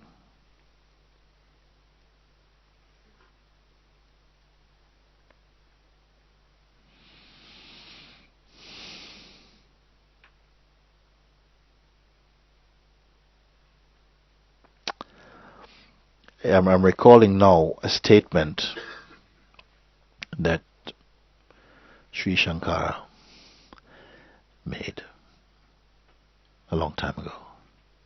3 statements that was baffling the pundits and the philosophers, spiritual philosophers of India and other places also. And then recently Sri Ramana Maharshi again revived this question. You see, he said there were 3 statements made. First one, it said the world is not real. And many thinkers, philosophers, all these people, they said, yeah. The world is not real, okay. A Brahman, the Supreme, alone is real. Second statement. Brahman, the Supreme Being, alone is real. Yeah, they say. Third statement. Brahman is the world. Whoa. Hang on a second. You say the world is not real. We agree.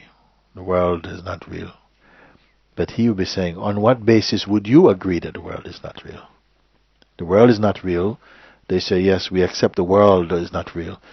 Then only Brahman, the Absolute, the Supreme Being, alone exists. Yes. Then Brahman is the world. How you explain? The world is not real. The Brahman, the Absolute, pure consciousness alone is real.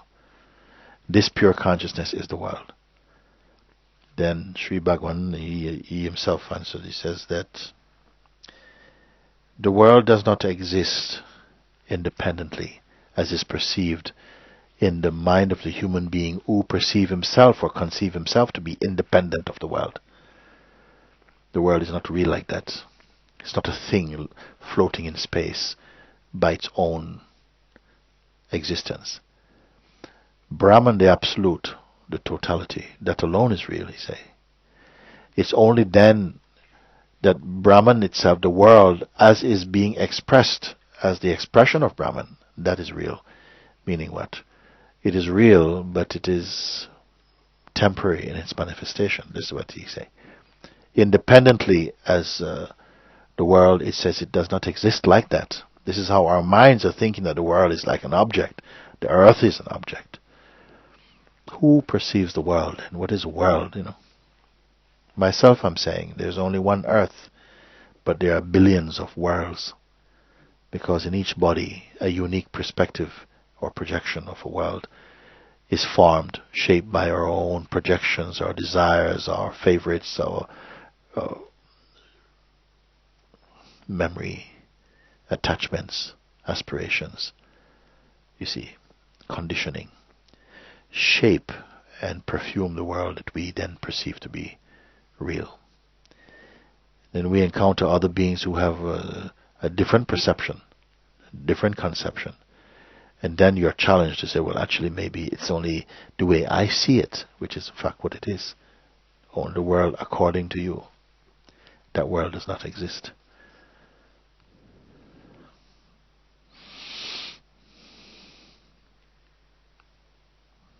So then when a master says, I know nothing, what does it mean? Well, different things it can mean. There's nothing that's worth knowing in itself. For what reason? What is a thing? Even. They only know the self. And not in the traditional way of knowledge, which is a dualistic outcome. This knowledge of the self and the being of the self, they are one. Apart from that, somehow, everything find their correct alignment inside that unitive knowledge. They're not proud, they have no pride about knowing something. everybody can know. And what I speak about, everybody can speak about. When you come to that place of seeing, it is automatic. It's not a personal brilliance. It is just as it is, like that. To be proud about knowledge is such a arrogant and silly thing. To know the knower of knowledge, that is something.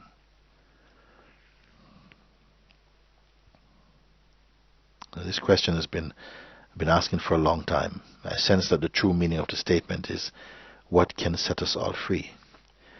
No, the true meaning of the statement comes as you are being freed.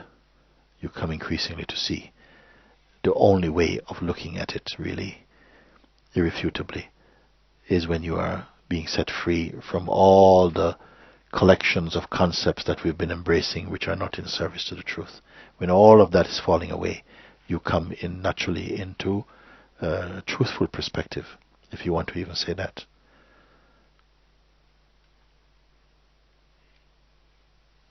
So therefore, to know something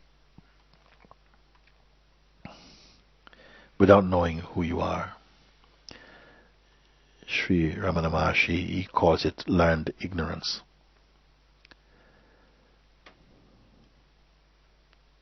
As you discover and are immersed in your discovery as that itself, that pure, imageless, timeless being, any hunger for phenomenal knowledge thins away for you. People may think you're wise, oh, you know so much, but it's not anything for you.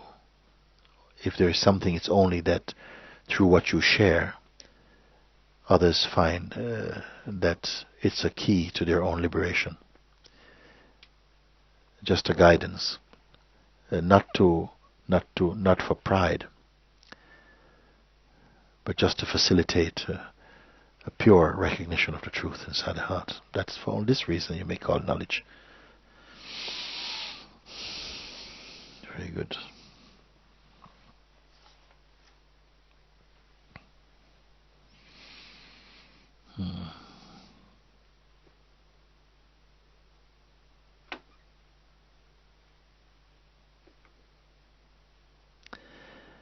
Sometimes I want to break down the walls, smash the roof, tear down the doors, set it all on fire.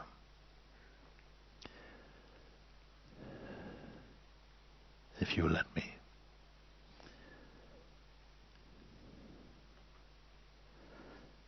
If you're not too guarded about who we conceive ourselves to be. To stop sheltering the very thing which is suffocating your spontaneity.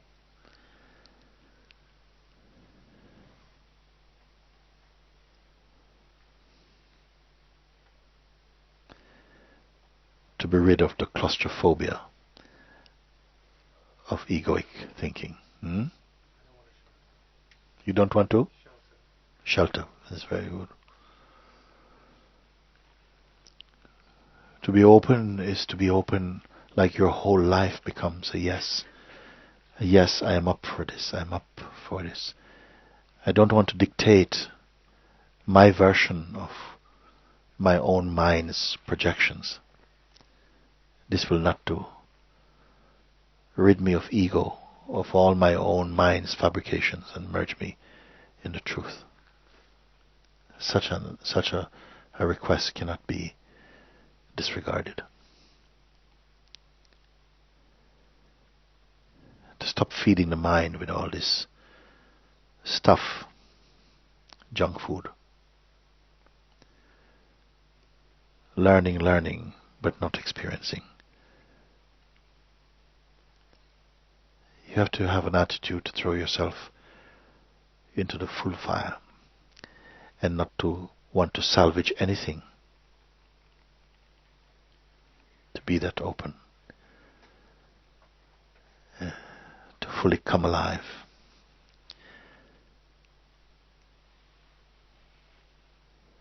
in the fire of non-knowing.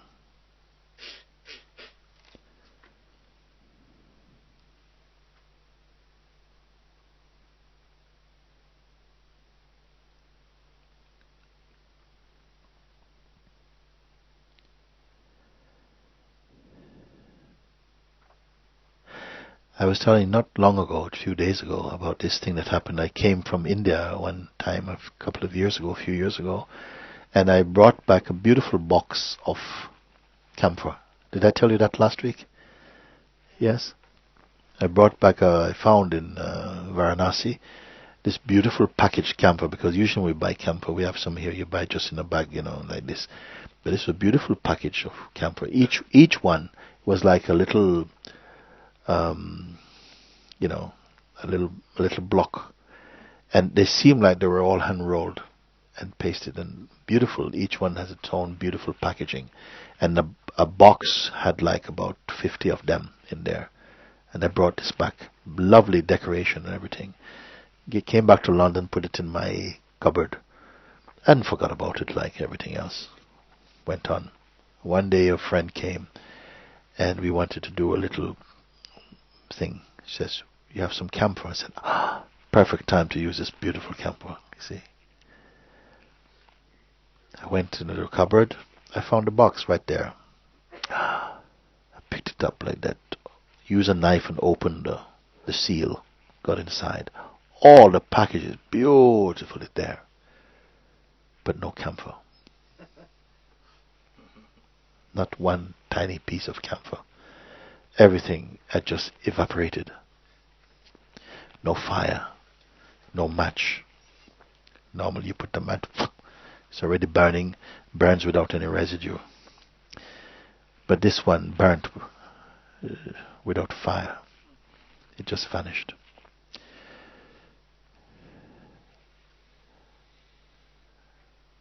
So, vanished like camphor. This garment is still there, but inside it's all empty. Who will vanish like that? Satsang is a beautiful vanishing. Your body is sitting there, your eyes blink, but inside nobody's there. No tenant is there. Just a holiness is there.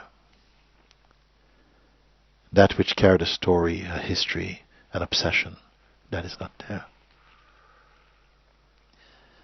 Something is there, but it doesn't belong to anybody. It has always been like that. It cannot be possessed. It is our true self.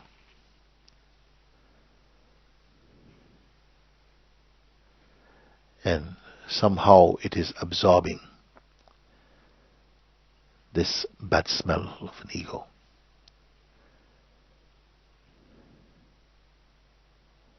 Until you become just emptiness, walking in the form of a human being.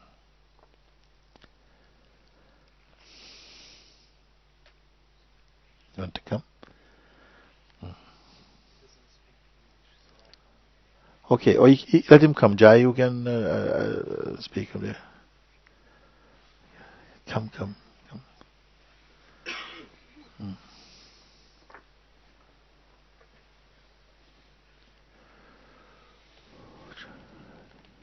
Please sit and...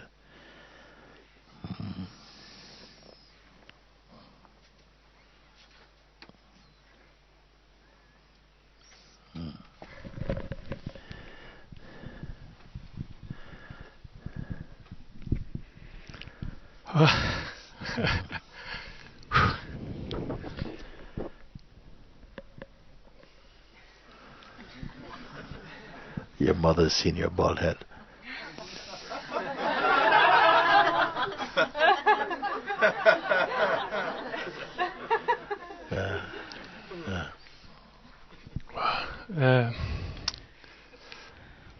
Eu não sei como começar. I don't know how to start it.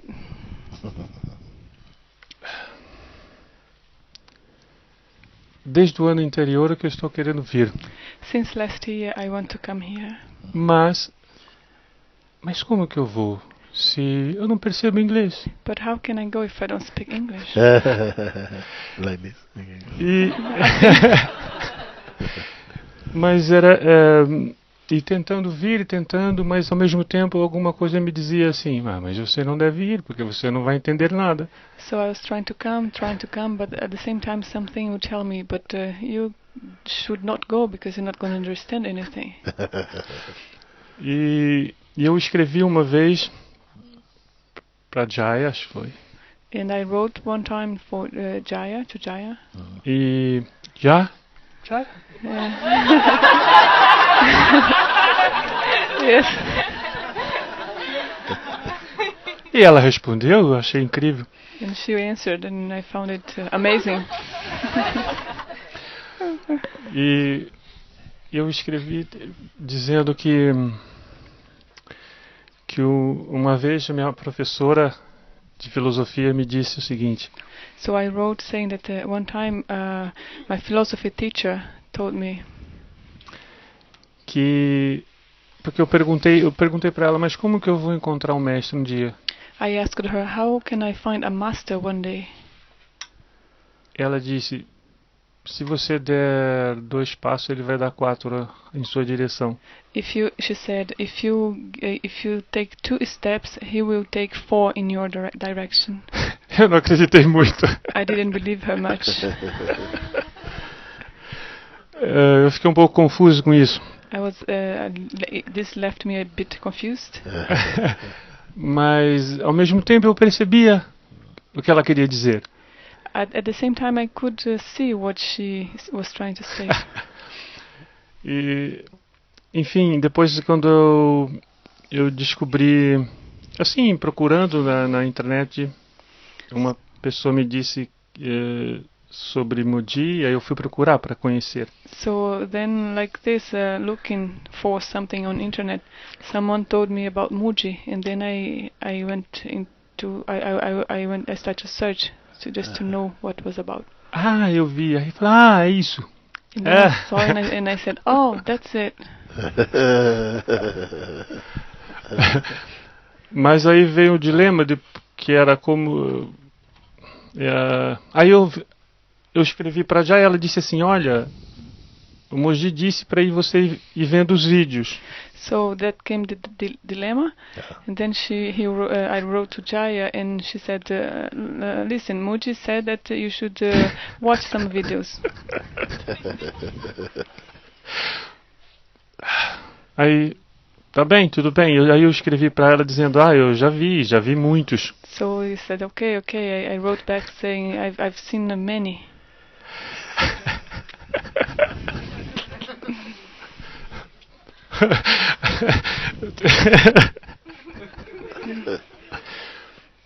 Eu falei, tá bem. Aí continuo vendo e os que tem legenda é muito mais fácil. E hoje So I kept watching them, and even today I still watch them, and the ones with subtitles are much easier.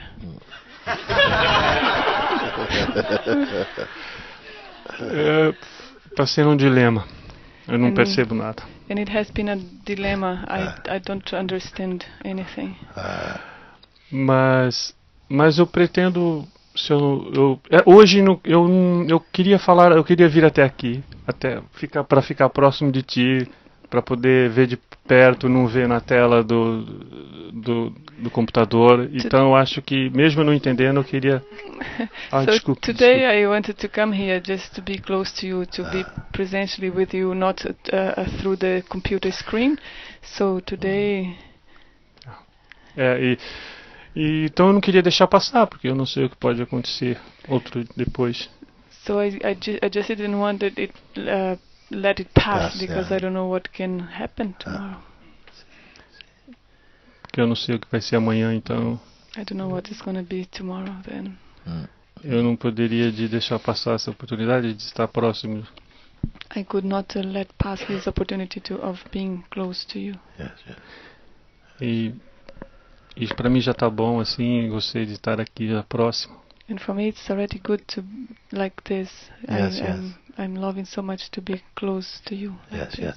Because also we remember now in India, one lady, she came for the whole season, 3 months. Porque se vocês se lembram, uma vez na Índia, uma senhora ela veio para a temporada inteira, 3 meses. And she didn't speak any English. E ela não falava nada de inglês. Every day satsang, every day. Todo dia satsang, todo dia. Then one day I was given an example and I said, this lady also, she doesn't speak any English. Então um dia eu estava dando um exemplo e eu disse, essa mulher aqui, ela também não fala uma palavra de inglês. Then I called her.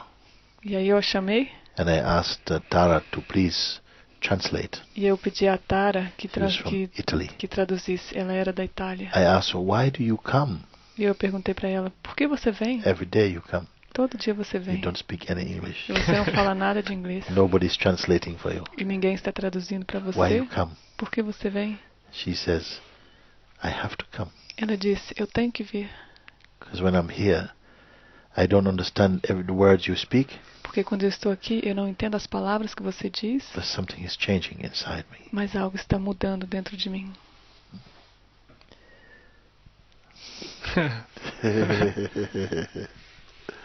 Eu estou me sentindo bobo aqui agora, mas I'm feeling a little bit foolish now, but não. Não, mas eu não sei por quê. Sei lá. Mas é uma sensação boa mesmo assim. I don't know why, but anyways, it's a nice sensation. Right.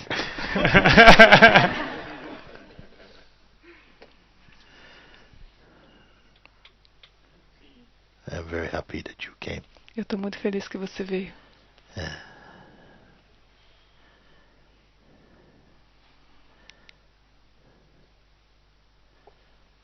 Muito bom. Very good. Gostei muito. I like it very much. But you're welcome to keep coming also. Você é muito bem-vindo de continuar vindo. Eu vou ver mais vezes. Sim.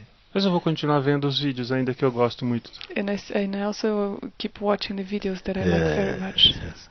And Jaya is here. E a Jaya está aqui. eu vou escrever também. I will write as well. But you are living in Lisboa? Mas você vive em Lisboa? Vivo em Lisboa. Yes. Faz pouco tempo. 2 anos e 8 meses. Only for the last 2 years and 8 months. Vivia no Brasil. I used to live in Brazil. Which part? Where? Qual parte? Interior de São Paulo, Campinas. Near São próximo Paulo. de Ubatuba. Ubatuba, I went Ele also. foi a Ubatuba. Eu vi os vídeos todos. He watched all the videos from Ubatuba.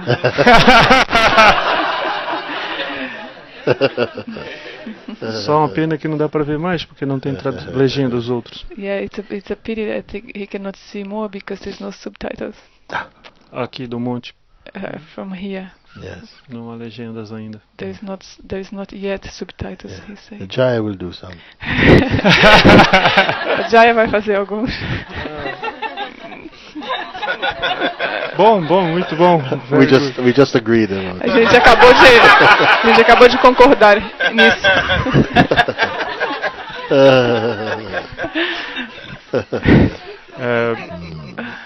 Eu vim com os 2 amigos que eu conheci, que eu não conhecia, que foi a Jaya que indicou. I came with 2 friends that I met because Jaya, she introduced me to them. Para poder vir, porque senão não conseguiria vir. Yes, so that I could come, otherwise I could not come.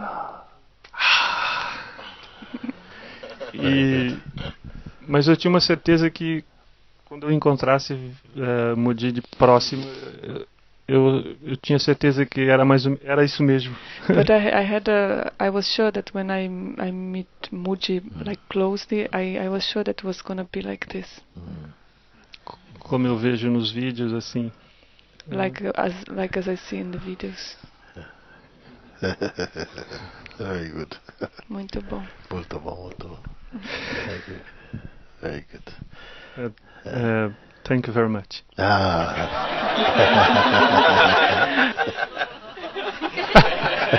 Very good. Dinara says it. What do you say now when you answer? De nada. De nada. It's okay.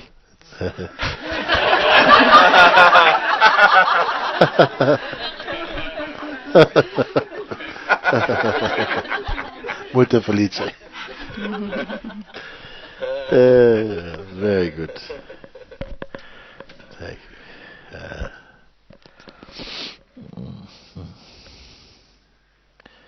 Okay, very good.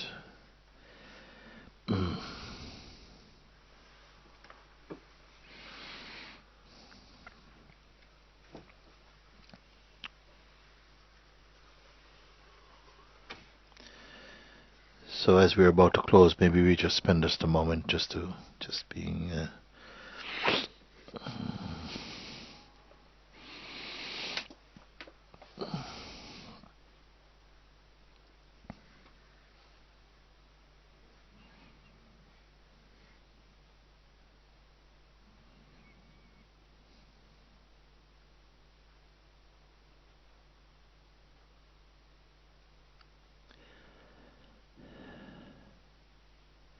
be aware of that sense of presence, and it's it's not personal. It's not a personal feeling at all. Sometimes I may refer to that as a sort of subtle vibration. There's no stories there, no descriptions.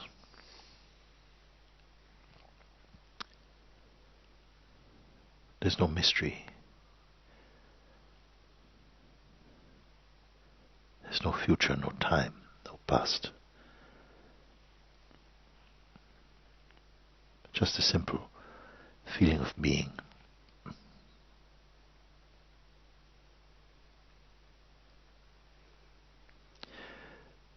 Even the awareness of being itself.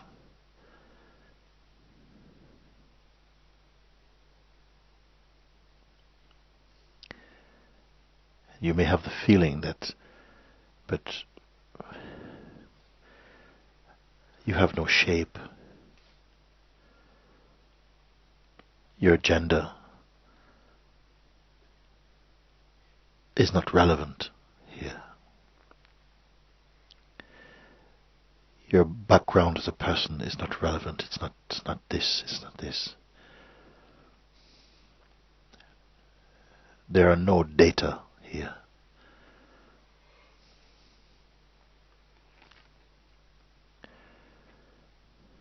Just a sense of presence, of being, but not being a particular being, just of being.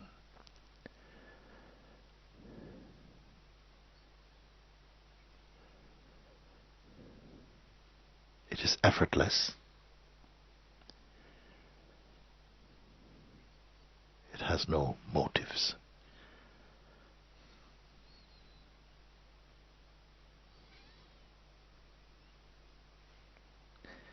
It has nothing to do with day or night or seasons.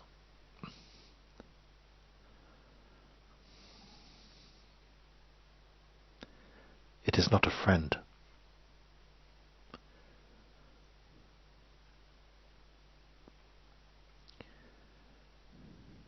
It is not a place.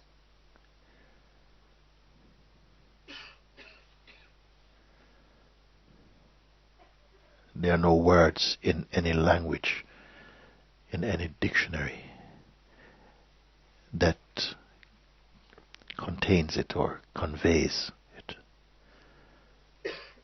It cannot be captured. It cannot be possessed. It cannot be lost.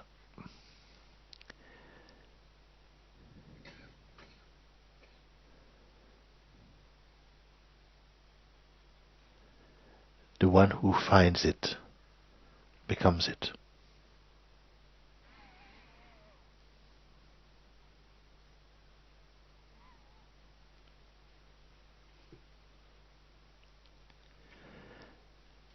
It does not get tired It is never angry.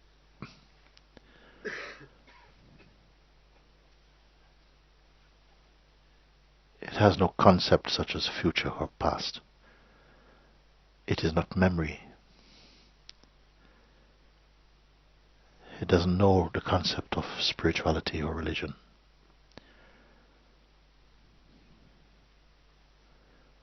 No, I am this, you are this.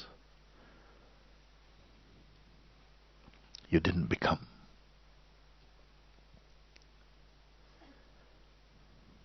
You cannot go because you never came.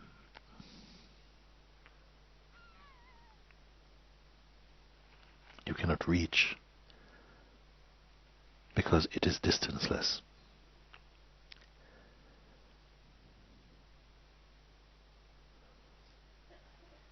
You cannot believe in it. You are it.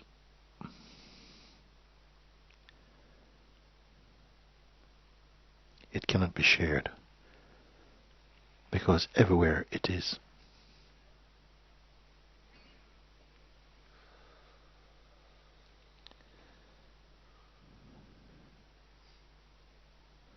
Silence is its perfume. Joy is its perfume. Love is its perfume. Freedom is its perfume.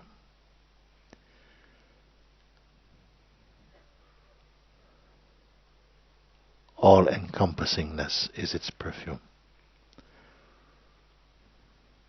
Timelessness is its perfume. It is the unborn, unconquerable.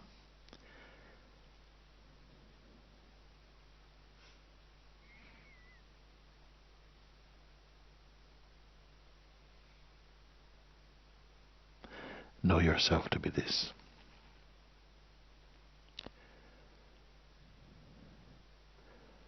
You've never not been this, except through dreaming.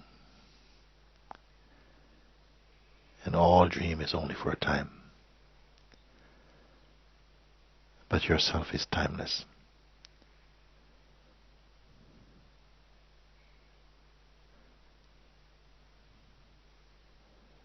The ways of the mind are ancient, but you are timeless.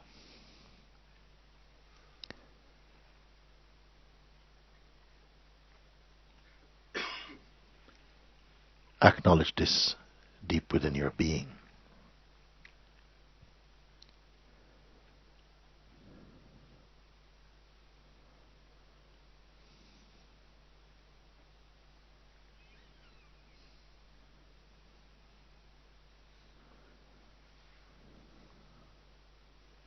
The expressions of the body-mind do not affect this.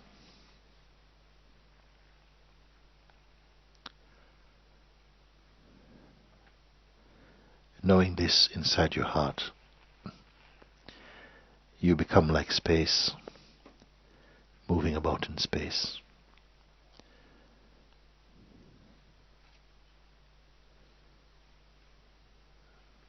Before beginnings or endings, you're that.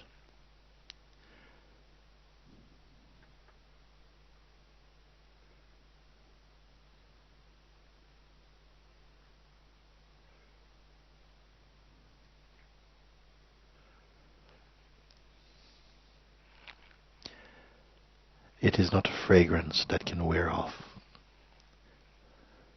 It doesn't belong to time, therefore it cannot pass.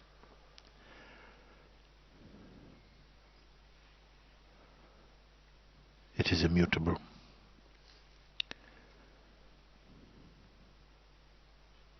Uncreated.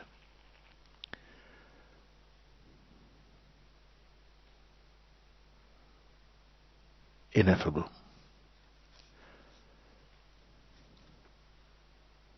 Pure.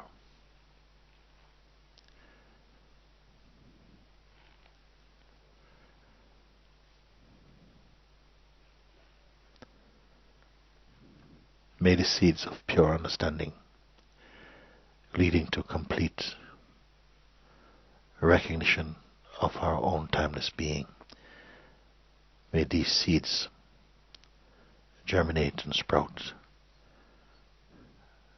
within your being, our being. So be it. Om Shanti Shanti Shanti.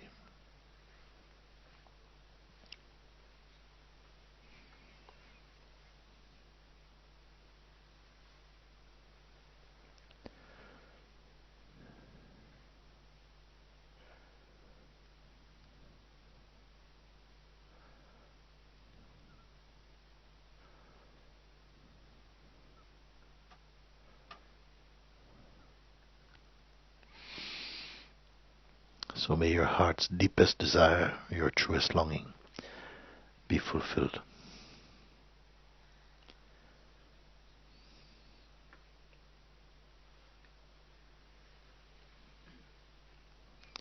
Om.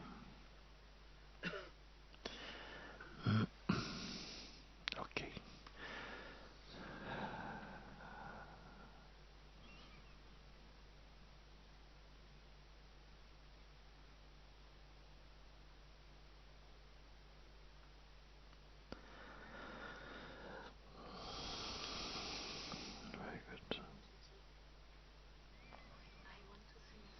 Come.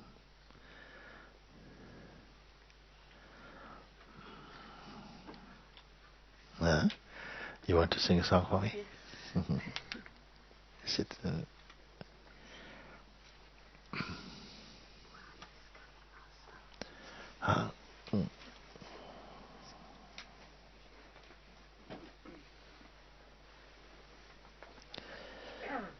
Great steps are being taken in here.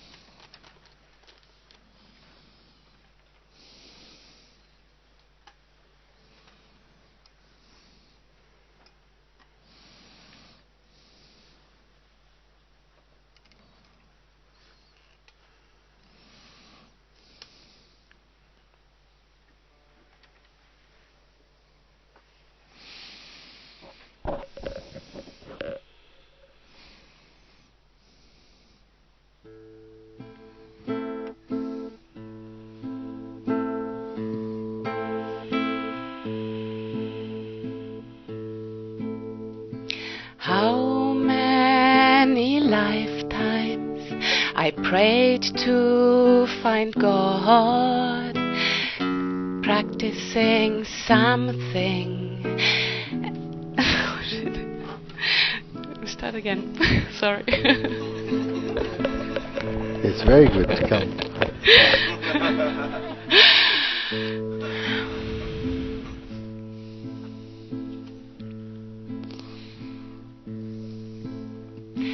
How many lifetimes I prayed to find God, practicing something to finally be free. Never succeeded, but lost in confusion, lost in my thoughts and trapped in this world. But now I found you.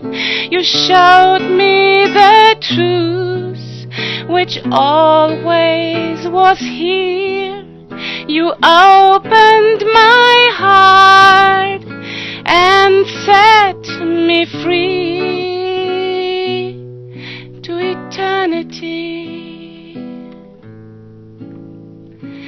Sweeping away my dreams, awaken me from my long sleep, showing me reality and drowning me in the self nothing to lose and nothing to gain here. I can find myself, all is empty space, 'cause you opened my eyes, you helped me to see what always is here. You showed me true love until I disappeared. Now I found God. Gratefulness and joy reside. I lost it.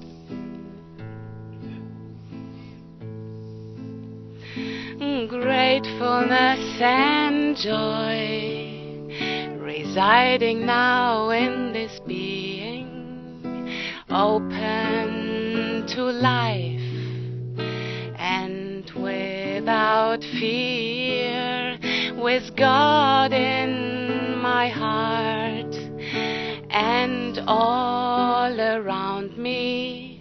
Nothing belongs to me. I am completely free, 'cause you opened my eyes. You helped me to see what always is here. You showed me true love until I disappeared. Oh, thank you, beloved. I love you so. Mooji, you opened my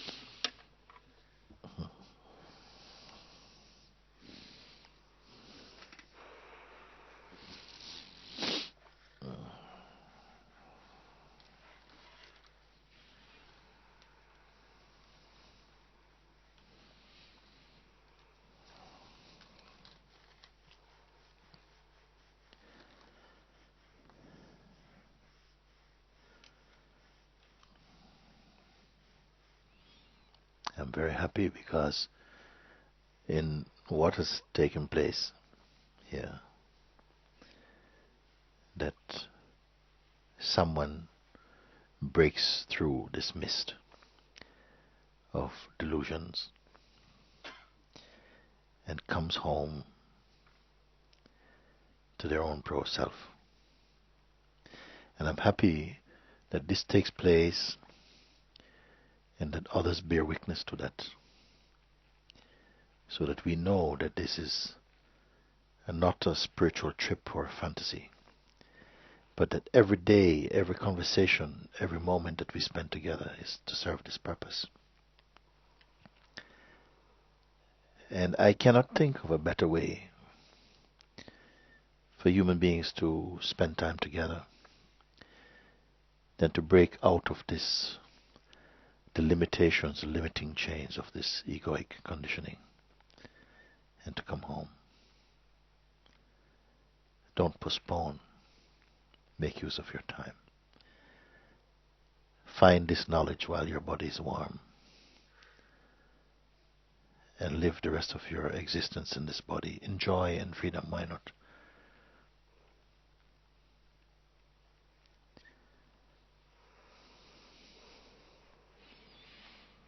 said to Bodhi about this thing, because sometimes people say, oh yes, these things don't trouble me anymore, and I see from this place, and I see I am not that. But not only has she seen this, but her life expresses this now. Not just by words, but her very perfume is that.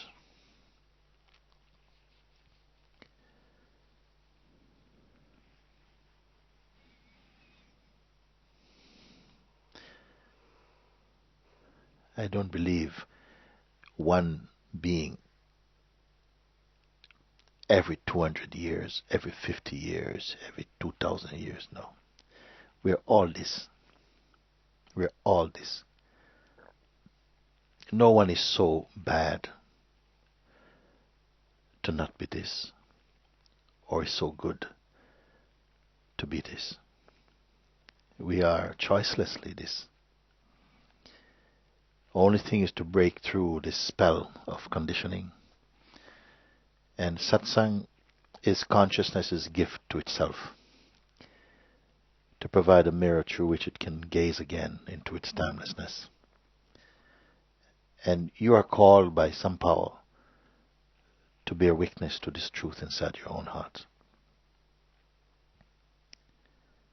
So I don't accept, I never could accept, because Lord Krishna say, out of millions and millions of being, one out of millions are searching for the truth as they should do. And out of those who discover the truth, one out of millions find it as it should be found. I have never been able to accept this statement. Somehow I don't know. Because by the grace of my own master, I came to see this thing and saw the simplicity, the obviousness of what is. And I've been somehow energized by that, to share and to point to the obviousness of it, to come out of the spell, out of this. So it's not that you have to do some gymnastics to reach this. You got to be more creative, you got more productive, you got to work hard. It is not that. I don't know what it is, but I know that it is you.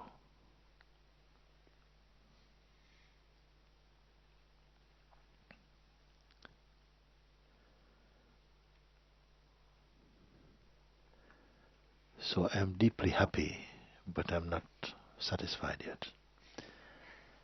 I want to see that you see and acknowledge and acknowledge and acknowledge and confirm and verify again and again until this sleep, this wretched sleep, is over.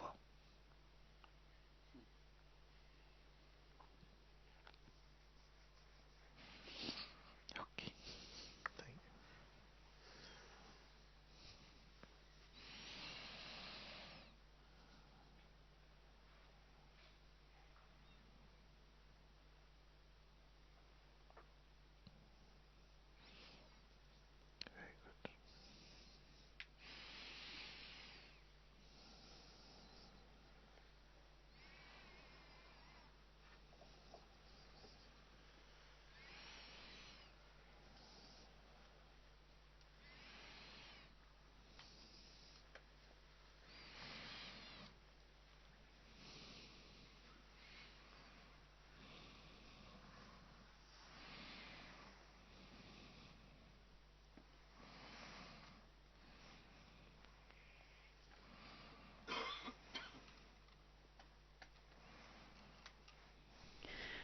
Thank you for coming today. We already know that we will have satsang here next Sunday, same time. And you can check the website for more information about events with Mooji. Outside we have tea and cookies, and there's a donation box there. We're asking everybody who's come here today to please make a contribution. Your contributions go towards the many projects happening here from small ones that make a big impact, like a hot water heater to wash dishes, very big impact. And also projects like we're laying cable on the roads outside so that we have proper electricity here, things of this nature. We will ring a bell when it's time to leave, and while you're here, please honor the silence. Thank you.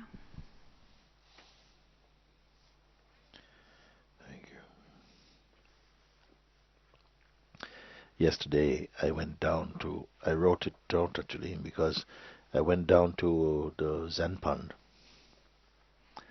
and we walked there, and I noticed that in one of the fishes, well, a few were doing it, but one I was noticing was swimming up, and there was some plants there with the roots there exposed, and this fish was swimming up and going into the root body, seemingly getting entangled in it, and then wriggling about and coming out. And I was watching this thing. And then 15 seconds later, the same fish come again.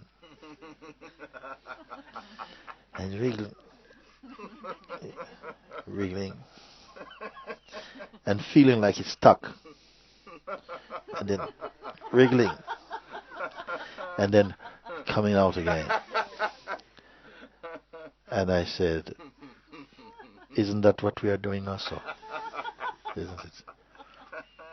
They seem like consciousness, I said before, seem to create difficulties or problems in order to experience transcending them. It seems perhaps this is the game of life, I don't know. That somehow the pure being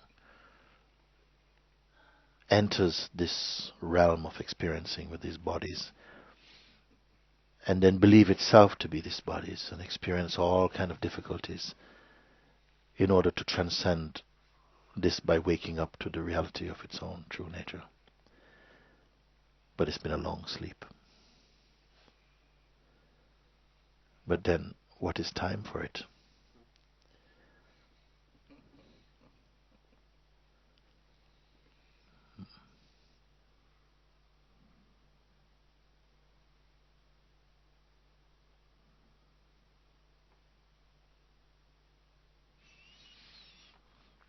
This one is for Radha.